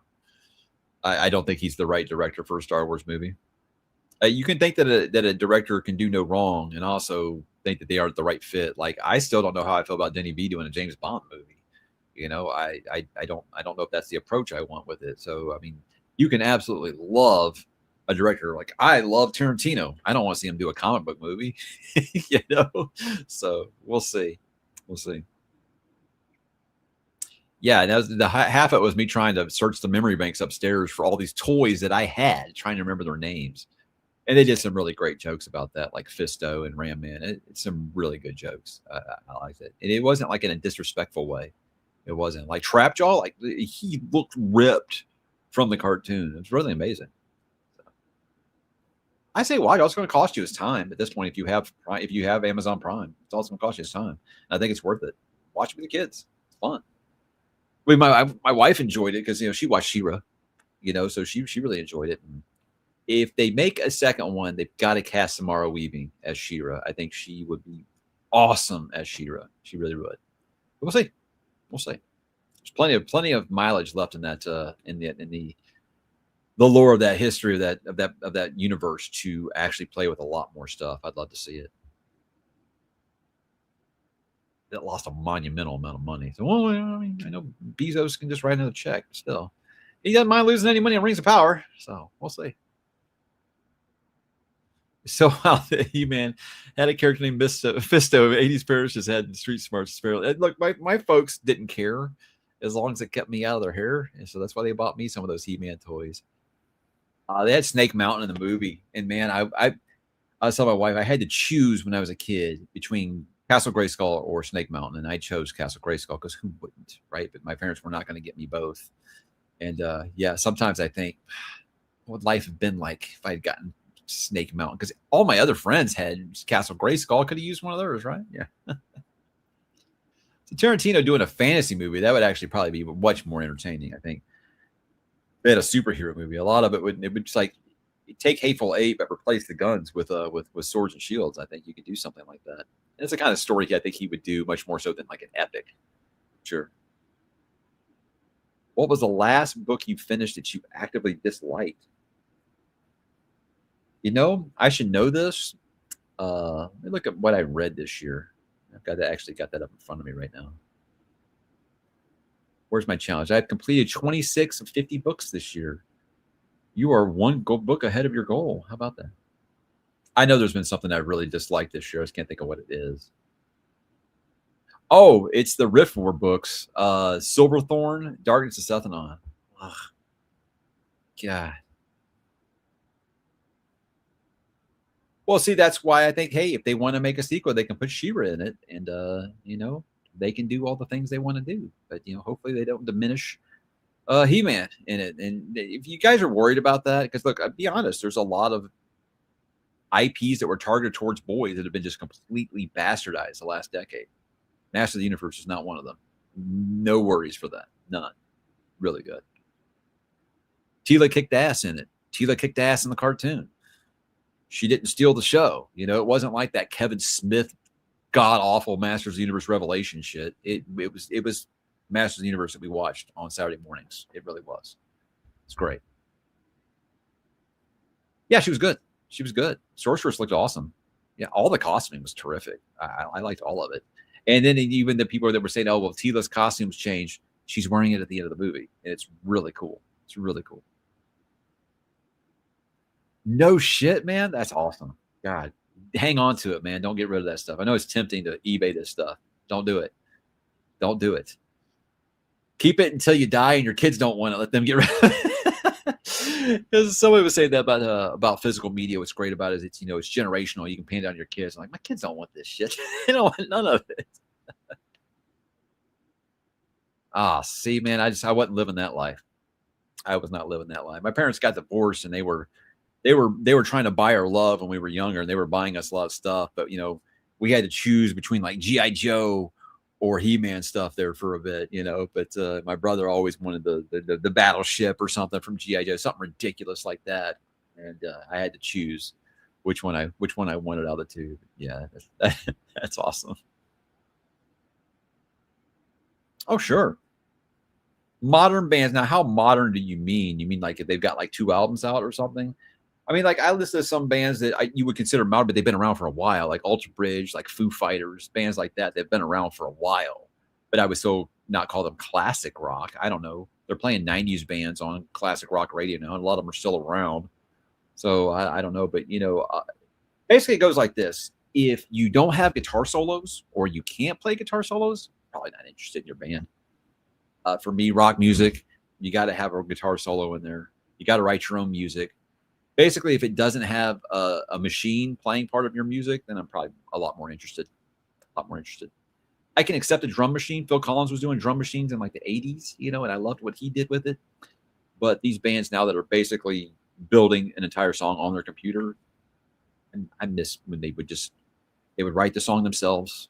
They would go in the studio and record it, all 4 parts. That's what I miss. So, can't think of anything right now. The Power Rangers toys still fetch a fine price on the market as well. Now, here's the thing. I didn't have any idea that, He-Man was huge for years. Like, people talk about, like, you watch those toys that made us, the one on He-Man, is unlike all those others that had, like, their quick flash in the pan, they were gone immediately. Like He-Man dominated the market for, like, 5 or 6 years. That's how big it was. I had no idea the Power Rangers was right there with it. Like, Power Rangers did just as much almost as He-Man did. Had no idea because I was past the toy age at that point. But that Ninja Turtles seem to have stuck around like a long time. Ninja Turtles just never really died. It's evergreen. It just seems like every few years they'll reboot Ninja Turtles, and sometimes much worse than they should. But it just never really went away. But I had no idea Power Rangers was just that big until I watched that Toys That Made Us. I know you're busy, but I think you should do more of these streams. I'm trying to do I'm going to try to do one a month. Like I've always said, I want these to feel a little bit more like events. And that's why I would only do like 2 or 3 a year. I'm going to try to do like one a month because I like talking to you guys. It's fun to talk about things. This is a good opportunity to talk about things that aren't just book related. Because I said in business school, they teach you, hey, stay on brand, and I know you guys don't want me to make a bunch of videos. I try to do my weekly update, talk about, what I'm listening to or what I'm playing, something like that. But I try to keep the videos about the books. I've got the media channel if I want to do anything else like that, but just a big time commitment to do things like that. I was going to do like a vinyl tour. Somebody wanted to see all my records. I was going to do that while I wasn't working, and I got around to it. It's hard to record outside of this room, and I was going to record that over there by my stereo during the summer when, my wife's home, my kids are home. It would be really hard to record outside this room. Because I'm not going to ask them to be super quiet, for 30 minutes while I record a video talking about some records. So it would be one of those where like I would like to do that outside of this room, and it becomes very, very hard. And you just don't want to ask anybody to do that. Be quiet in your own house. It's awful. It's awful. Oh, I said that for years. Like, why is it so hard to make a He-Man movie? It's just Conan with lasers. This is easy to make, and they did it. They did that. I know they tried to do that Power Rangers movie, and I heard it did not turn out as good as Masters of the Universe did. Don't know if that's true or not, but and I'm talking about the Power Rangers movie that came out like 5 years ago, not the one that came out in the 90s. Yes, I know. Here's what I know about Power Rangers. A lot of you grew up in love with the Pink Ranger. That's what I know about the Power Rangers. That's it. Don't know anything else about it. Never watched it. What's a horror book you'd love to see made to a movie? Boys in the Valley by Philip Fracassi. I think that'd be pretty good. I think that could be really, really just a good, tight 90-minute thriller. I think it'd be really good. They could do that. Instead, they'd probably option it for series and make it 9 episodes or something and really draw it out. But I think that'd be a really, really good one. I don't think I'd ever do a gaming stream because I just don't think it'd be entertaining. I'm a single player, campaign kind of gamer. So unless you guys want to watch me grind for XP or gold to get enough to upgrade my armor in The Witcher 3, I don't really know exactly. It would just be one of those things where I could just be playing it while I bullshit with you guys about everything else like this. So just a live stream like this, basically, but I'm gaming the whole time. I don't know. I know there's a lot of people who have made quite a killing off of that. It just would be weird to me. King Sora could be cool. I think they could do that. That'd be pretty cool. What Hickman? You've asked. Have I read any of the Hickman stuff? What is the Hickman stuff? What series are you talking about? If so, I can't think of any Hickmans any authors I've read named Hickman. Does the first Law trilogy have any epic journeys? I mean, book 2 is all about a quest. I don't know if I quite call it an epic journey, but yeah. And then you got Best Served Cold, where they kind of go all the way around the map and look at some of those other places you haven't seen before. So yeah, I think so. Yes. I look, I thought that Sarah Michelle Gellar was like, that was my TV wife for a long time, but a couple times where I was like, I think Cordelia might have passed her. Stream the new Witcher expansion when it comes out and shoot the shit. I'm down. Maybe I'll have to learn how to do that. I have to ask my younger kids how to do it. I guess you have to do that through OBS, don't you? I don't even know. I don't even have any idea how to hook up what I'm playing on my console. And you have to play it on the PC, I would imagine, right? I don't even know. I have no idea how to do this.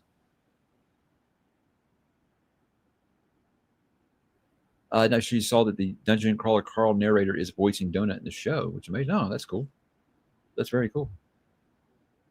I still think that should be an anime or a cartoon, animated something than live action. But again, if you can make One Piece live action and make it work, I think you can do anything.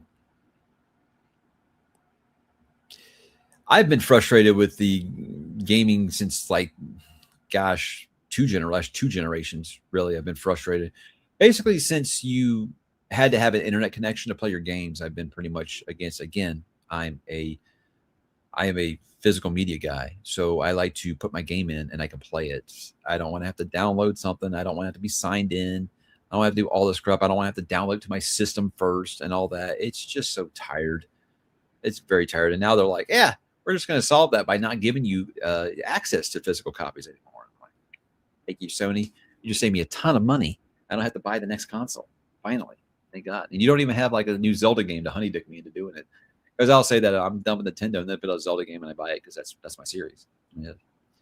My thoughts on Sydney Sweeney. Well, this is a family stream, and I don't think that I can tell you those. That would be very, very bad. Very, very bad. But it's probably what you think it is. She should have been Helen of Troy. I think if you were actually like making a dream cast for Helen of Troy, she could definitely be one that could launch 1,000 ships. How's that?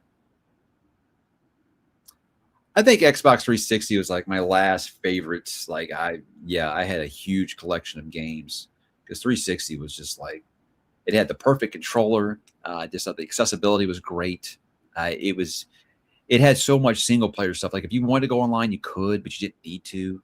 It was the last one where I really felt like everything that was coming. I mean, there was just every month there was 2 or 3 games I wanted. That was the last one I felt like.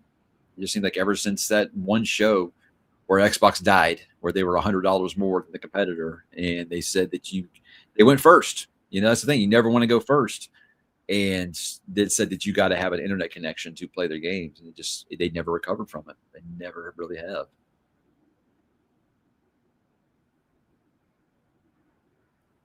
That's cool. Again, and I know that I might be. That's why I said I'm skeptical, Zen, on believing that the physical media is making a comeback. I just don't believe necessarily it is. I'm not saying that younger generations can't be into physical media. I'm just saying they don't have that attachment to it like mine does. So I don't really believe it's happening. I just feel like it's people like me who started to go away from it and realize what they've done, and now they're shifting back hard to it. That's how I feel. But then they're saying it's all Gen Z and millennials that are making vinyl sales pop off again. So who knows? I want to believe that the big pushback on Sony means that people are finally waking up to the, you will own nothing and be happy about it.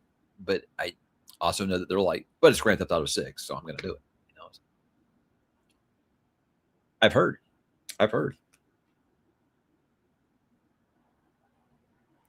What? Talk about my house made me launch 1,000 shits. Wow, Brian. I don't say TMI very much, but TMI very much. This is a fun conversation. So we watched a DVD for the first time in a long time the other night because we've either been streaming everything or I rip it and put it on Plex, or we have the Blu-ray.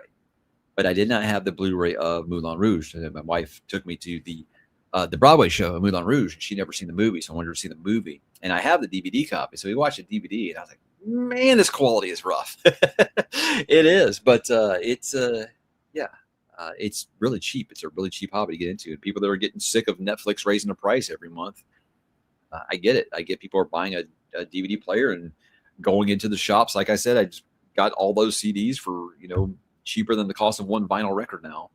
And yeah, you can probably buy DVDs like 3 for $10 or cheaper than that now. So yeah, go for it, man. Check out Goodwill. Check out the secondhand shops. They're just trying to get rid of them. And John, they've been talking the comics. Okay, no, I haven't read Marvel comics in probably since like 2008 or 9. I felt like they all kind of just started, them and DC, they just all started kind of falling off a cliff. Jeff Johns kept me around DC a little longer than usual. That's why I finally gave manga a chance, is because I just felt like the story wasn't important anymore, and I felt like the art had gotten kind of mid. So that, and I leaned into image comics and things like that. But there you go.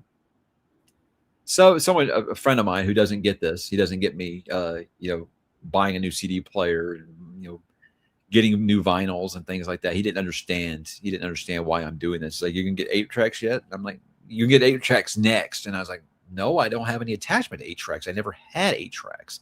I had cassettes, but I don't have any nostalgia for cassettes. What do you remember about cassettes? I remember having to use a pencil to wind it back in because my stereo ate the tape for the ninth dang time. That's what I remember about cassettes. But CDs and vinyl, yeah, there's always my room for those, I think.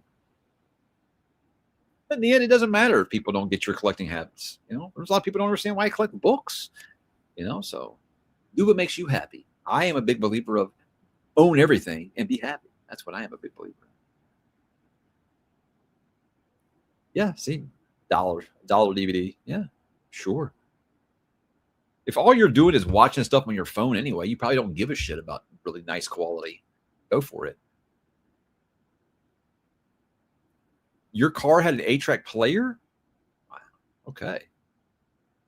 This is sometimes I can't believe that I'm the youngest guy in the Illuminati, and then I read stuff like that, and I believe it. I believe it. However, I do remember that there was cars in the 2000s that still had tape decks in them. Wild. Absolutely wild. Like, they were making new cars in the 2000s that had tape decks. Crazy. And I get the people who do it. Like I said, I did it for years. I moved away. My physical media collected dust. When I first started this channel, you might remember when I had the camera turned this way, I had my CD rack behind me, and I had people clowning me about it all the time. And I was like, yeah, I don't even own a CD player anymore. And that's why I moved them into a different room. Also, I need more room for that bookshelves, I think. But yeah, I never got rid of it, and never will. Never will. Because I think about it, I got rid of all my like Nintendo and Super Nintendo games. I wish I had. I definitely wish I had, because I thought, hey, I can just play ROMs on my computer. It's not the same. It's not the same. Cranberries, gosh, they're underrated. Absolutely underrated. They weren't underrated in the 90s. They were rated appropriately. But when people talk about the greatest bands of that era, the alternative era, they never mention the Cranberries. Loris, she was so good. So good. It's playing on my playlist right now. That's why. Yes, I still use Amazon Music. Absolutely. I think Amazon Music's great. Just don't think that it should replace physical media. I've heard the studio is quite good. The thing is I love Apple TV. I think Apple TV's got some of the best original content out there, and they don't feel the need to just put out a bunch of content for content's sake. It seems like they actually take their time and make stuff right. The only thing I would say on Apple TV I have no interest in trying is Cape Fear. It's not saying it's bad. It's just saying you're never going to be better. I'm going to compare it to the De Niro. I'm going to compare it to that Cape Fear over and over again. That's going to be unfair to you. So yeah, some things I feel like it's better just to leave them as they are. All right, One of Us. Very good. One of Us. They are very, very good. I am in charge of the new DCEU. What do you do? Well, the first thing I do is realize I've got Batman, I've got Superman, and I've got Wonder Woman. And I make sure I don't bench them for things like Supergirl and Clayface. That's what I do. That's absolutely what I do. I have them in every effing movie.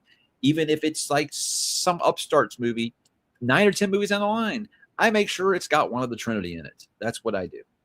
I realize I've got these nuclear bombs and I use them. That's what I do. Zombie's great. Dreams is like just an awesome, awesome song. Just so good. I love Dreams.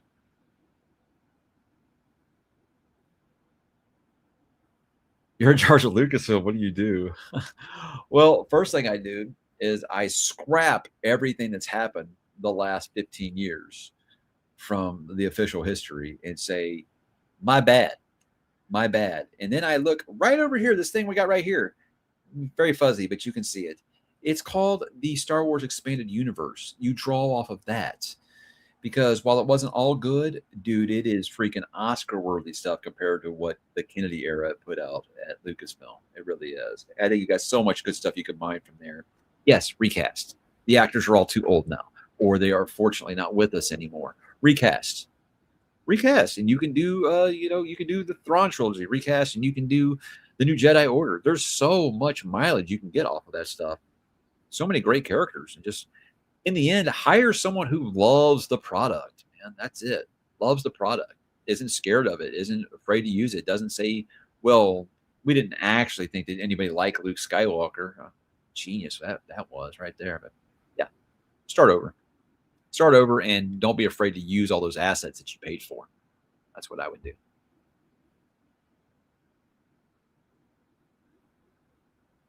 If you can't get Superman right, you can't get shit right. True. I don't know. I have no idea why you take a character like that and you're just like, we're not sure how to make this resonate with audiences. I mean, like it has for 100 years. It's not hard. It's just crazy. So you lean back into the gaming, yeah. Well, I would stop making stuff like Battlefront and telling you we're going to sell you a game that's 10% complete. And you keep paying for it to get the complete game. That's a good start. Right, it's where I'm at. There's some dog shit. Everybody's like, oh, a lot of it's dog shit. I don't know a lot, but there is some dog shit in there. But a lot of it's amazing. I'm gonna be reading the X-Wing series for the first time. I'm gonna be doing Rogue Squadron next month. I've never read the X-Wing books, so as bad as the Star Wars universe is now, it just makes me have even greater nostalgia for that. And that's why I want to go back and check out some of the EU stuff I'd never read before, like the Darth Bane trilogy. Yes, I get the Plagueis books a lot come up when I say I haven't done it. Yeah, I saw that picture of Sebastian Stan where they did his face and Mark Hamill's in Empire Strikes Back, and it's like that's uncanny how close that is. But yeah, I just think that Mike Flanagan kind of proved it to me when he did Dr. Sleep. It's just like, don't be afraid to recast for someone younger. Yes, we know that's not Jack Nicholson. Yes, we know that's not Shelley Duvall. These actors are really good. Yes, we know that's not. I can't think of the guy.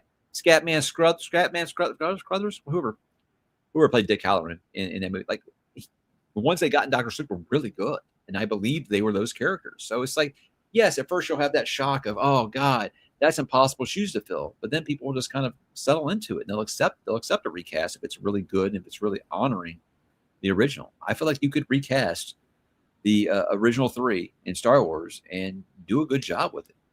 You got like people like, well, look what Alden Ehrenreich. That was, again, get people that really understand and know and appreciate and love this series. I think you could find something. I think you could. There you go. That's what I would do. Dude, Solomon Grundy, born on Monday. I watched Super Friends as a kid. Loved it. I mean, I think you could do what Dark Empire, that was where Luke joined the dark side. It was kind of like that Earth 2 if Luke had joined the dark side, if he had taken the Emperor's proposal. And it was really good. It was really good. But I think that even something that Disney Plus could do is if they didn't want to say, okay, they say this isn't canon, this is just for fun. They made that show called What If for Marvel. They could do something like that for Star Wars and adapt these books and say, hey, make animated versions of the Thrawn trilogy, make animated versions of the new Jedi Order. That would be awesome. It would be awesome. And if they want to get their panties in a bunch and have their certain parts of their bodies hurt, you know, that okay, say it's not canon. Say it's just for funsies. And they would probably just be mad that people like it more than the shit they did make. Oh man, Crystal Star, man, or Star by Star. Is it Star by Star? Star by Star is the one where like I was like distraught when I was reading that. I was just like down for several days because you guys don't know by now. Here's like a 30-year-old spoiler: Coruscant gets taken over and by the bad guys. They lose. It's like imagine the ending of Empire Strikes Back and multiply it times 100. That's what Star by Star did. My God, what a book!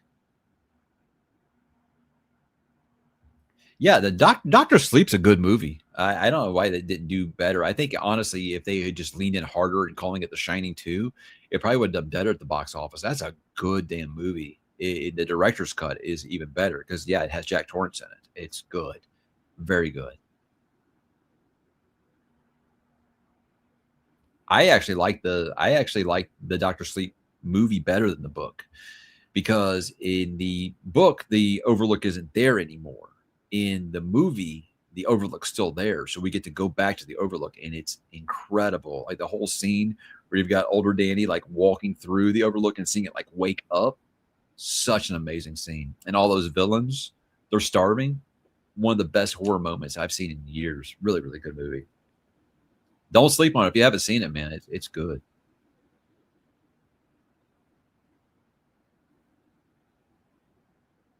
I'd introduce a villain group like the Borg in Star Wars. Imagine force wielding Borgs would be such a great villain. I mean, yeah, the Yuzhan Vong, which basically like made the Force like not really as big of a deal. So, but yeah, you could probably combine those two, the Yuzhan Vong and the Borg. That would be a really kick-ass villain. But yeah, yeah, people like that could use the Force. That would be awesome. Definitely. Resistance is futile.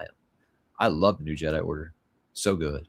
Absolutely. Wasn't all hits, but so I enjoyed that ride. So good. And there was a lot of my friends who tapped out. You know, they were like they thought it was just becoming too dark, and I was like, well, you know, we're not 6 anymore. Like when Star Wars came out, you know, it's growing with us, and I like that. You know, but I know some of those character deaths were too much for some people.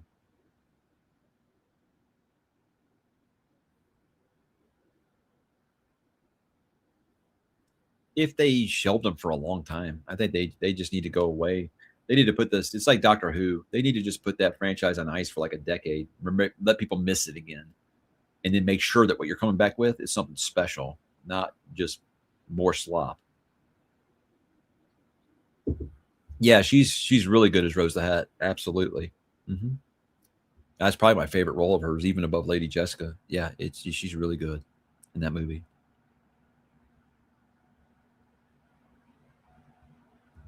Well, we just watched Moulin Rouge, and I was like, my wife's like, "Hello, he could sing so good." Yeah, he's quite talented. He's quite talented.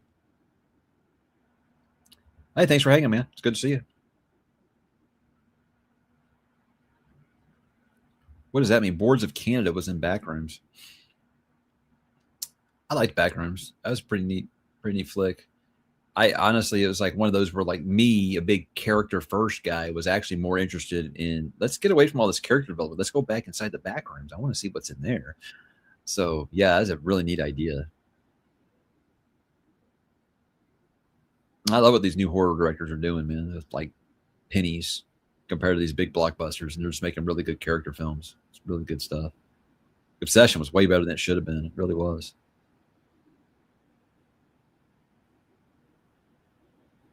My girlfriend doesn't know that Arnold's the good guy in T2. Cannot wait for the release next month and see your reaction. Did that with my oldest kid when I showed him for the first time. He went into that cold. He had no idea. So he had no idea about when they had the hallway meeting when he's there to protect them. He just like lost his shit. He loved it. Yeah, really good. I loved It Follows. Wish they weren't making a sequel because I feel like all it's going to do is taint it. Because that original was so damn good, man. Gosh, I loved it. And there's people like, oh, it's just STD the movie. I mean, maybe. I thought it was a really kick-ass idea though, and it was really effective. Like when that 8-foot tall guy comes through the door, scared the shit out of me, man. So good. And my wife still talks about today is that she had like that little seashell e-reader. She still wants that. She still wants that. Oh, you just missed it, Jonathan. We were just talking about how to fix Star Wars, and you're going to come in here and be like, just make it all like Andor. I love Jonathan, but we like to bust each other's balls. It's because he likes the Brian Herbert books of Dune. So, but we love him anyways. Yeah, that's what I remember is that guy and the naked dude standing on the roof. Woo. I don't know if excited is the word for Robert Eggers movies, is because I feel like it's weird. I've only liked two of his movies, and one of them is still kind of iffy. Like I thought Nosferatu, it was fine. It was nothing I'd ever watch again. I thought Northman was wonderful. Northman was just awesome. I mean, that's the Viking movie I've been waiting for years. It was so good. I loved it. Lighthouse, beautiful look at, awesome performances, dog shit story. I didn't like it. The Witch, incredible performances. Absolutely hated the story. But what I'll say about Robert Eggers is he's making the movies that he wants to make. And I think we need more directors like that. He will not buckle. He's not going to be a studio hack. He's not going to make something he doesn't want to make. But it's one of those weird things where I feel like his success rate for me is actually low, but I still feel like he's appointment viewing. He's a director that demands for you to watch his movies. So absolutely, I'll watch it. Sure, making a scary monster movie. Let's go. Sure. I just hope he doesn't fall in that trap of some of those directors have, like a Tim Burton or a Christopher Nolan, where they always recycle the same actors for every movie they make. Because I know Willem Dafoe's in a lot of his movies. I think Kick-Ass is going to be in this werewolf movie as well. Is it Lily Depp? Lily Depp or whatever? I think she's in both movies. So I'm hoping he doesn't fall in that trap, because then you just feel like you're making anthology films. So I hope he continues to expand his cast that he wants to work with. Even Mike Flanagan's really bad about this, by the way. I mean, his wife's really good. But it's like, does she got to be in everything? Everything. But hey, the couples that work together stay together, right? I see. Okay. There you see. I was teasing, Jonathan. I was just teasing. I don't. How would you fix Star Wars, Jonathan? Because I have this feeling that you don't feel like it's broke. I think you're the only person I know that went and saw Grogu. So I don't know. That I look. I'll be honest with you, because I get this a lot. Whenever I'm critical of Eggers movies, I get this a lot. Like, you didn't get it. Probably didn't. I have no problems telling someone when I didn't get it. The Lighthouse, I really wasn't sure I understood the story it was trying to tell me. But Hark, it I don't know. It just wasn't for me. Again, it looked awesome. It looked stunning in black and white. It looked like an old Twilight Zone episode. It really did. It looked amazing. And Defoe's performances are just, he's an incredible actor. The story just didn't do anything for me, to the point that when it ended, I was like, what the hell was that? you know? Barbarian was very good. Very, very good. I still like it better than Weapons. I know everybody freaked out about Weapons. Weapons, like the last 10 minutes, just got so slapsticky to me. It actually knocked that movie down a peg, but I still liked it. It was a very neat idea. The Sanderson books are going to turn into movies and shows. Do you care for these? I think that Mistborn has a chance to be good. I'm just worried that Brandon Sanderson is going to kind of George Lucas it, and he's going to try to change everything about the books that that he might feel might not be appropriate now. So I feel like he's going to try to change a lot. Or you can look at stuff as a writer, I believe, and reflect and say, oh, I wish I'd done that differently. I think he's going to use this medium as his opportunity to rewrite stuff that he wished he'd done differently. But who knows? It could turn out really great.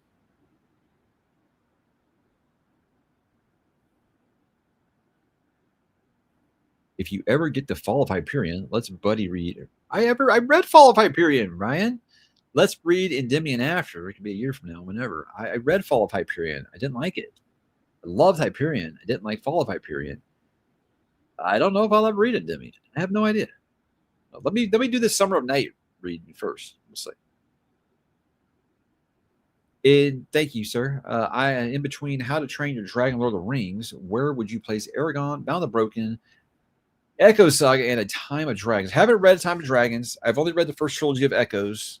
I've read 3 books and a couple novellas of Bound the Broken, and I am about to start book number 3 of the Inheritance Cycle.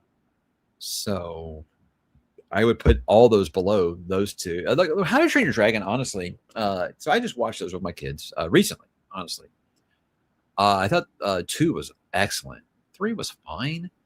But as far as like as a trilogy as a whole, I really liked it. It was really good. I've never read those books or know anything about them, but those movies are responsible for my kid having like some interest in dragon fantasy. So I haven't gotten him to read anything yet. I tried to get him to read Aragon with me. He wouldn't do it, but I'll give him credit for that. And nothing touches Lord of the Rings for me.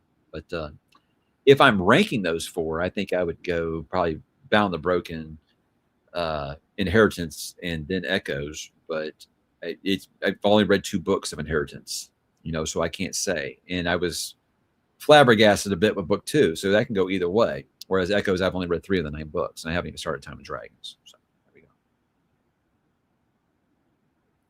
Okay, Jonathan, here we go. It can be remade better. Best thing I focus on an era that can't step on any toes, like compared to the Old Republic that's unexplored. I am with you, man. I would get away from the Skywalker era. It's just too much, and you're always going to be compared to everything else if you stick in the Skywalker era. Absolutely agree there. Pull in a writer-director who has high trust. See, I just said, yeah, definitely just get someone who loves the IP, literally just loves it. Yeah, we're in agreement there. We're in agreement there. And I give Jonathan a hard time, guys. Jonathan's a great guy. He's awesome. He's awesome. Check out his channel. Do you have any plans for reading next year? Focus on a new series or finishing existing series, or a bit of both? Well, this year was mostly the finishing or getting current. So there's several series I'm going to start next year, I think. But I think I'm going to kind of start to shy away from these 8, 9, 10 book series and get back to 5 or less. And I would like it to be complete, or at least have a target date in sight. That would be really neat, because there's just so many good finished series out there, or series I've heard that are good, that are finished. And it's easier, I think, to start a series when you know it has an ending in place. It doesn't have oh, well, it was going to be 5 books. Now it's going to be 7, things like that. But I don't have anything. I'm wide open next year. I have no idea. I think the only one really right now that I'm really, really interested in is the Robert Jackson Bennett, the Tainted Cup series, whatever that series is called. I've had a lot of recommendations for that. And I've always said, I want to start on Divine Cities, because that's the series I have by him. Or I have the Foundries series, or whatever that's called. But everyone tells me I really like the Tainted Cup. So I think I might actually do that one next year. I'll break the pattern so you'll like Words of Shadow. Who am I? I hope, because Janny is just such a sweet lady. She really is. And so, I mean, I would hope that I really like it. If you like Summer Night, we'll talk. Once I'm done with Large Light Shadow, I'll have Brain Space. Only 2 books left. Oh, for Endymion. Yeah, we'll see. I've heard Endymion. So a lot of people told me with Endymion is that if you didn't like Fall of Hyperion, I don't know that I'd really recommend that you go into Endymion. And other people are like, it's so different from Hyperion. I think that doesn't matter at all. So.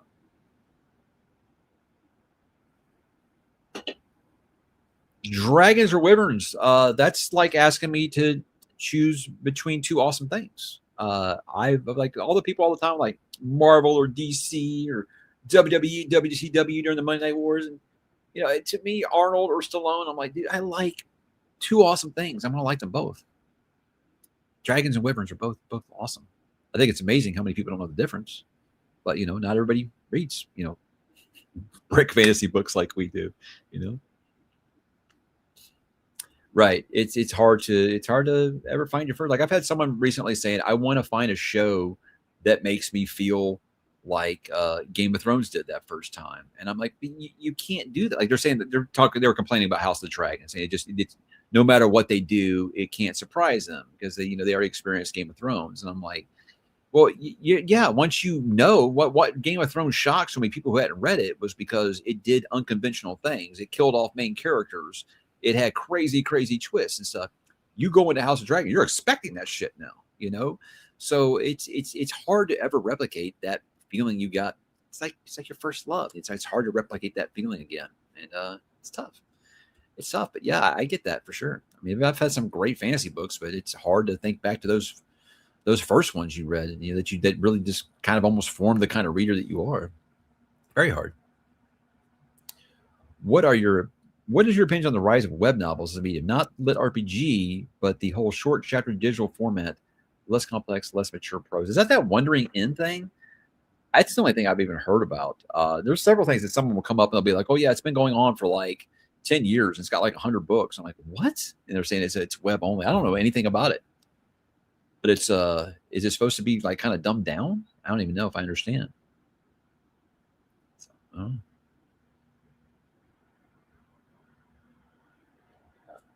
well, no. Well, look here. My oldest kid, he will always choose his iPad, because I think most kids will now.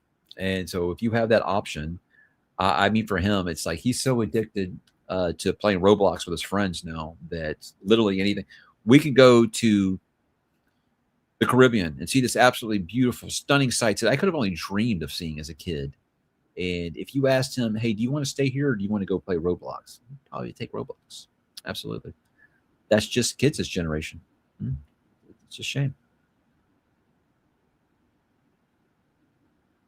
What's the WWE WWF dream match we never got that you wanted? I wanted Sting versus Undertaker so bad. The audience wanted it so bad. The two wrestlers wanted it so bad. And Vince just said, "Oh, I don't get it." So it didn't happen. Robbed us. Absolutely robbed us. Even when they were both way over the hill, I still would have took it. It would have been awesome. It's a shame. It's a shame it never happened. House of the Dragon Season 3's exploration of government administration can be a turnoff for some, but as a history teacher, I find it fascinating. Look, transition of power is a huge plot point in the Song of Ice and Fire. I think it's awesome getting to see it in real time. I think it's I like House of the Dragon. For me, it's like I've said that the book readers, which I consider myself one, obviously, they're being huge bitches about this, because I said, unlike other things, this is a story based on a history recounted by people who weren't there, admitting that they have biases. So yeah, things might be different. So I said I feel like this, for an adaptation, has so much wiggle room. You can do things differently than exactly the way that Mushroom, a court jester, or somebody says it in this book, how it happened. So I have no problems with that. I mean, there's people that are just whining about everything, and I'm like, where were you guys when Game of Thrones was really big? Because they made all kinds of changes, and all everybody said was like, "Oh, this is such a literal adaptation. It's so good." Before they ran out of book material, obviously, and now they made lots of changes to that story. It just, a lot of them are for the better. Some of them were just really good, or they work better for TV. So no, it's just me.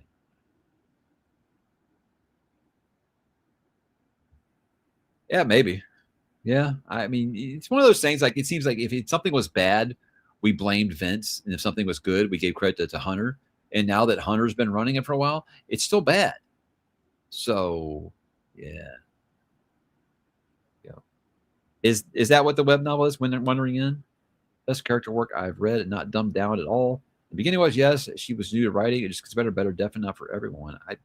I've had a thread on my Discord for 6 years for people doing this series, and they're still going. They're still going. Hey, Mal, good to see you. Mal just recently learned that she looks like Melissa Joan Hart, by the way. Yeah. She said it was just brought to her attention. Yeah. Clarissa explains it all. I watched that. It is. It's absolutely overly hated. It's like, and the thing is, I hear people complain about it. It's just like, what you just said made no sense. And you will always have someone right underneath them on social media explain, well, actually, this is what happened in the history. And it's like, so you're just blatantly talking out of your ass. It's just everybody trying to prove that they're smarter than everybody. And the thing is, it's like, people just can't get over the ending of Game of Thrones. Just get over it already. It's like, there was a bad Hulk movie. There was 2 bad Hulk movies. And then they made another mediocre Hulk movie, but people still watched it, right? They moved on. They don't say, well, I can't watch a new Hulk movie because, that Ang Lee one was really, really bad. It's just like, sometimes you just got to let some shit go. And I swear to God, it's like, why people are acting like they wrote out Daenerys or something in Game of Thrones the way they're acting with Nettles. Like, I never heard anybody complain about just stump for Nettles until all of a sudden they did this, which is very, very clear that they're combining her and another character on the show. And if you saw the way that she looked when Damon found her in the new episode. Yeah, you see that they're very clearly trying to combine those characters, and I don't mind that so much. We'll see. There's also people who really are all for one team. Let's put it that way. And it's just like, you got a storm coming, baby. What's that? Okay, I'm back. You'll hate wandering in now. I'm down to some. Oh, okay. Okay. I don't know anything about it. Nothing about it. Tomorrow's episode is going to be kind of crazy. There's going to be death tomorrow's episode. So that's what people are waiting for. And that's the thing, is everybody got really upset at the later seasons of Game of Thrones because it became an MCU movie. It was just all relying on huge action set pieces. And they said, oh, that isn't why I like this show. And now if it's an episode where it's just talking or politics, people complain they need something to happen. So I don't know. Now people are addicted to the dragons, I guess. I'll agree with every one of George's complaints about House of Dragon the day he turns and wins a winner. Like I said, with this is, if George had had those complaints before A Knight of the Seven Kingdoms came out, yeah, I'd have been concerned. For this, like I said, again, there's so much wiggle room in this, and I've never cared about combining a character if it makes sense. Like you look at the first Percy Jackson movie where they combined like the love interest and the main villain, or like his main antagonist at camp. That was like, what? Yeah, what are you doing there? That doesn't make sense when you combine those two characters. But yeah, like what you like. You know, you don't like it, I understand. So Topher wants to know, is this worth checking out? So you see, people are getting interested now. And this has never had like a physical edition. This is just straight, literally just read online. Is that how this works? That's interesting.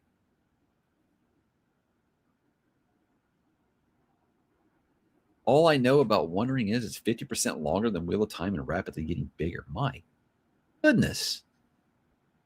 And people dig it, huh? My gosh. And people told me a 800-page romance story is too long.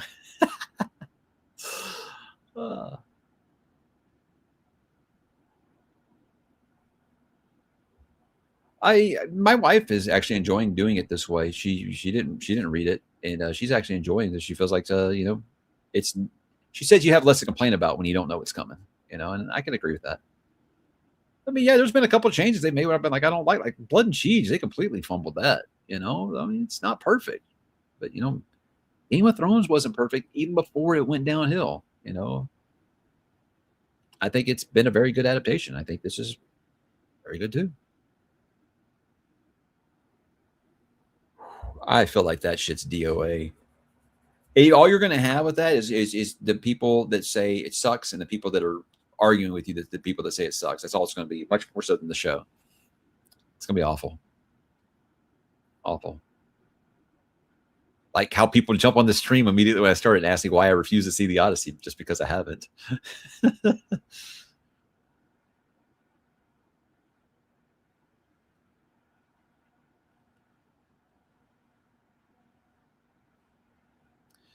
The biggest web novel with a cultist fan base said to become the next big thing is Shadow Slave.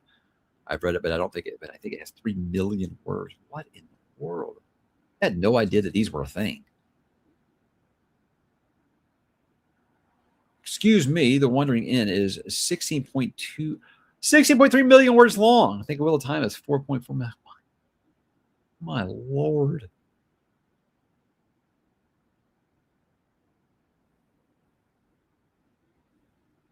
My gracious. Here's a question. How do you feel about the process of reading indie books? I often enjoy the story, but the reading process is often annoying because of the design and paper binding. I don't know. I haven't read as much as you in the independent nature. The only ones I think I've read have been on hardcover. So they haven't. Now I do remember when I first bought the first paperback for Ryan Kyle's series, and it was terrible. Like the quality was terrible. And that was when he actually sent me the hardcovers. He said, don't read out of those.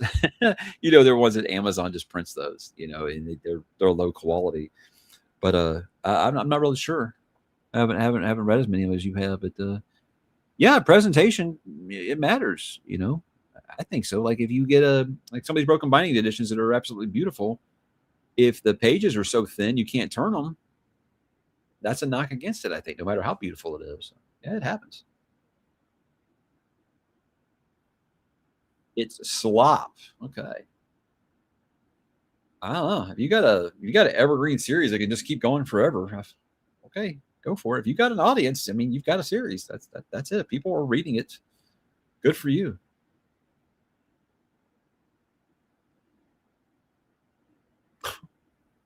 We're gonna need diplomas after reading The Wandering Ear. My gosh.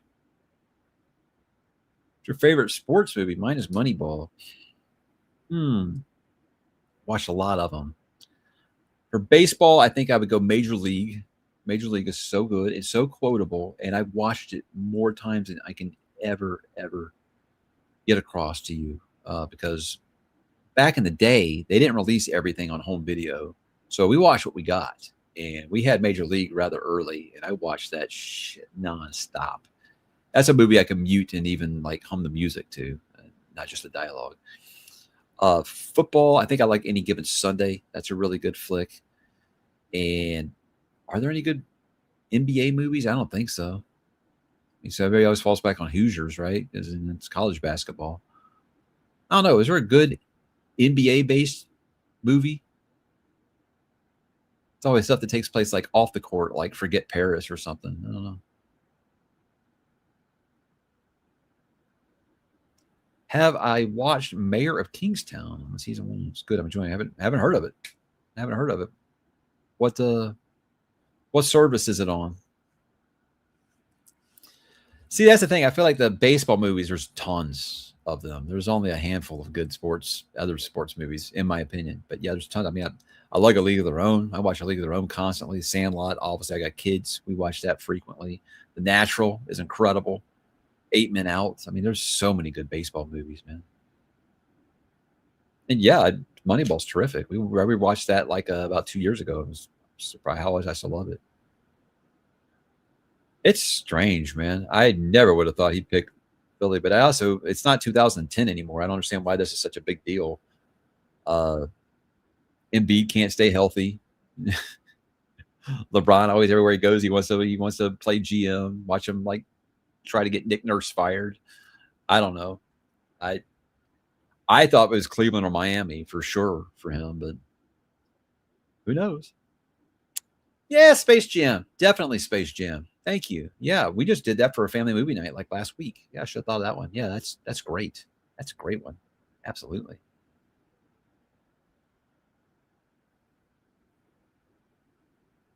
What was the one where Whoopi Goldberg like inherited the New York Knicks or got hired as the coach of the New York Knicks? That one was pretty fun. It was so 90s, but it was pretty fun. I think it's called Eddie. Is that what it was called? Again, 90s filmmaking, man, peak. Even movies that were bad were still highly watchable. That's what was so great about that decade. Now it's like stuff. It's like it'd be a struggle to get through it, and the movies were all like 90 minutes. It was awesome. Good times.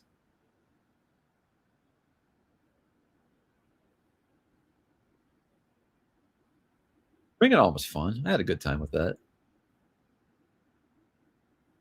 The only reason I even knew that movie existed is because Elijah Dushku was doing Buffy the Vampire Slayer, and they actually talked about it after one of the episodes of Buffy. And I was like, oh, cool, I'll check this out. And it was actually quite good. I was like, oh, hey, it's got the girl from Interview with the Vampire in it. You know, it's not before or after she was Mary Jane. I feel like it was before. It was before she played Mary Jane. So yeah, I would still have only known her from Interview with the Vampire.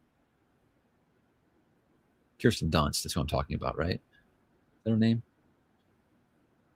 Can't expect me to remember these random names off on a whim like this. Come on.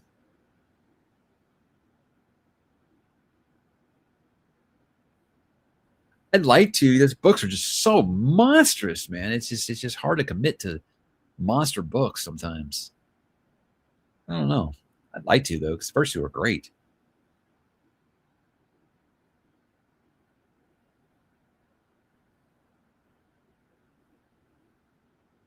Are people still arguing about Wandering In, or is this the slave one? I don't, I don't know. I'm fascinated with the idea of web novel though. So it just like has no ending in sight, huh? It's crazy. Oh yeah, well, I mean, definitely a great. The thing about Field of Dreams is I watched it when I was younger, and I was like, oh gosh, that movie made me cry so hard. And I was like, I didn't cry. Then I watched it again after having kids. Niagara Falls, baby. Okay, so it was before she was Mary Jane, but it was after Jumanji. Okay, so yeah, I think so. Kirsten Dunst wasn't in Jurassic Park. That wasn't her. I'm certain that was not her. Please back me up. I'm certain that was not her. Someone's going to look it up real fast. If it is, I'm going to be completely blown away. I feel like I've watched Jurassic Park enough times to know that was not her. Yeah. Okay.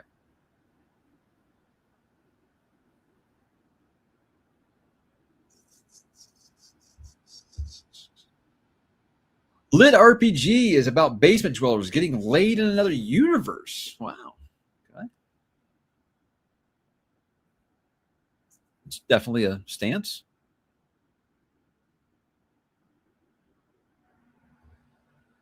I can't hear that song without thinking of that scene. By the way, right?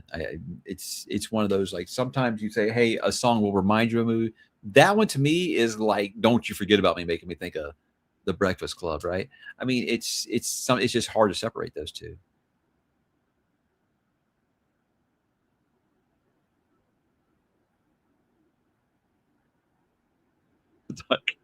Yeah, she was in Jumanji. Yeah, it really sucks about Sam Neill. That's a quality. I can't think of a performance I ever watched of Sam Neill, no matter how bad a movie was. I never thought about the performance of his. It wasn't really good. He was a pro. He's absolutely a pro. Is this the I Play Rocky thing? I don't even know what that is. Is that a story about Stallone getting the Rocky movie made? Is that what that's supposed to be? I just know that people saw the trailer and they freaked out about like they were surprised how good it looks. So. You want a good Sam Neill movie, man? If you haven't seen Event Horizon, do it immediately. Sam Neill and Event Horizon. Look, Event Horizon is like take Sphere by Michael Crichton and make it just like an unapologetic horror movie and put it in space instead of under the ocean. Really good flick, but super trippy, super trippy. But yeah, he's awesome in it.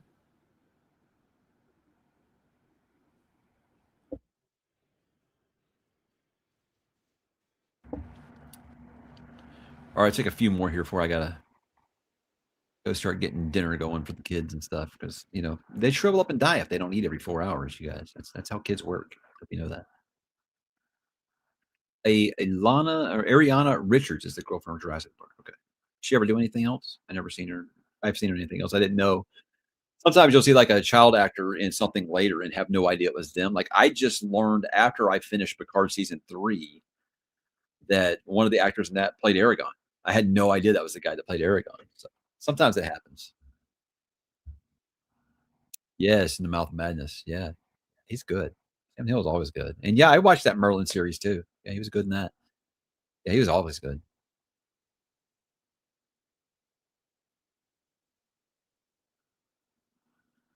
Hunt for Red October was one of those I think I tried to watch when I was too young, and I just wasn't feeling it. But I watched it again a couple years back. And yeah, it's great. But I think that was the reason why I never read any Jack Ryan books. It's because I was like, oh, they all like stodgy and boring, like Hunt for Red October was. So yeah, sometimes you can watch something before, like for example, Rain Man. I watched Rain Man. I was way too young. Now I'm sure I would love it if I went back and watched it now. But sometimes, yeah, you can try to watch something before you're the right age for it, and you just don't have the same feelings for it. And then you go back and watch it later, like, well, what was I thinking? This is a great flick. Sometimes I wonder if it's like that with books. There are some books that I tried to read. I talked about it recently. Like I tried to read Ulysses when I was a freshman in high school, a freshman in college, the first time I went to school. And no, that wasn't it. And I wonder if I feel different now.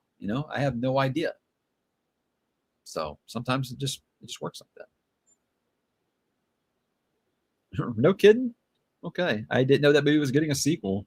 And watch this one.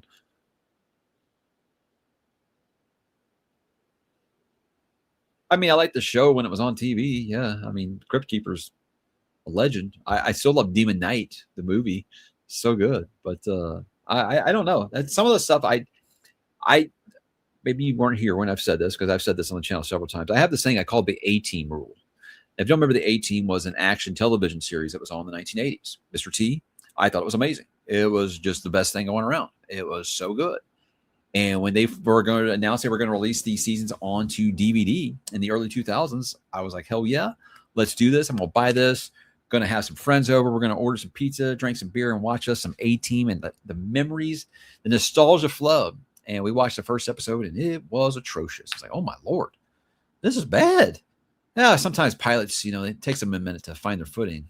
Got through about 2 more episodes, and we're like, oh, my God, this show isn't good, is it? So sometimes it's best to leave something in your memory, the nostalgia. Because if you go back and revisit, that's why I won't go back and rewatch Masters of the Universe, the cartoon, because I'm sure it's painful. I want to leave it in my nostalgia, right where it belongs. I love it. So, yeah. Some things like Tales of the Crypt, I'm like, I don't know if I want to go back and revisit. What if it's bad? Then it will break my heart. So there you go. What's your go-to food and drinks at a movie theater? I mean, I'm old school. I like popcorn. And we like a good $19 icy, an icy to wash everything down. It's really good. I thought the finale was a big disappointment. The thing of the Lost, I was kind of lost. The thing about From is it has a great premise, and you can put up with some of the slower episodes because you always know the last 2 or 3 episodes are going to be just awesome. They're just going to do so much. This is the first season where I felt like, wow, the best episode happened in like the middle of the season this year, not the finale, but I don't know. I want to believe that they've got an end in sight, so they know where they're going with it, but I was very disappointed with the finale. I felt like it was very underwhelming. Absolutely. Not bad, just not as eventful as they usually are. We'll see. Mr. T had negative press at WrestleMania 1. Well, I mean, Roddy Piper did such a great job getting all the heat that it worked out. He stole all the heat. That's why I got that shirt that Roddy Piper wore at WrestleMania 1, because I love it. That's a legendary heel, son. Legendary heel. My top 5 Stephen King movies. Dang. Let's see here. Shawshank Redemption, The Mist, The Green Mile. I feel like that's the easy top 3. I guess It Part 1, even though there's still things I like about the TV series better.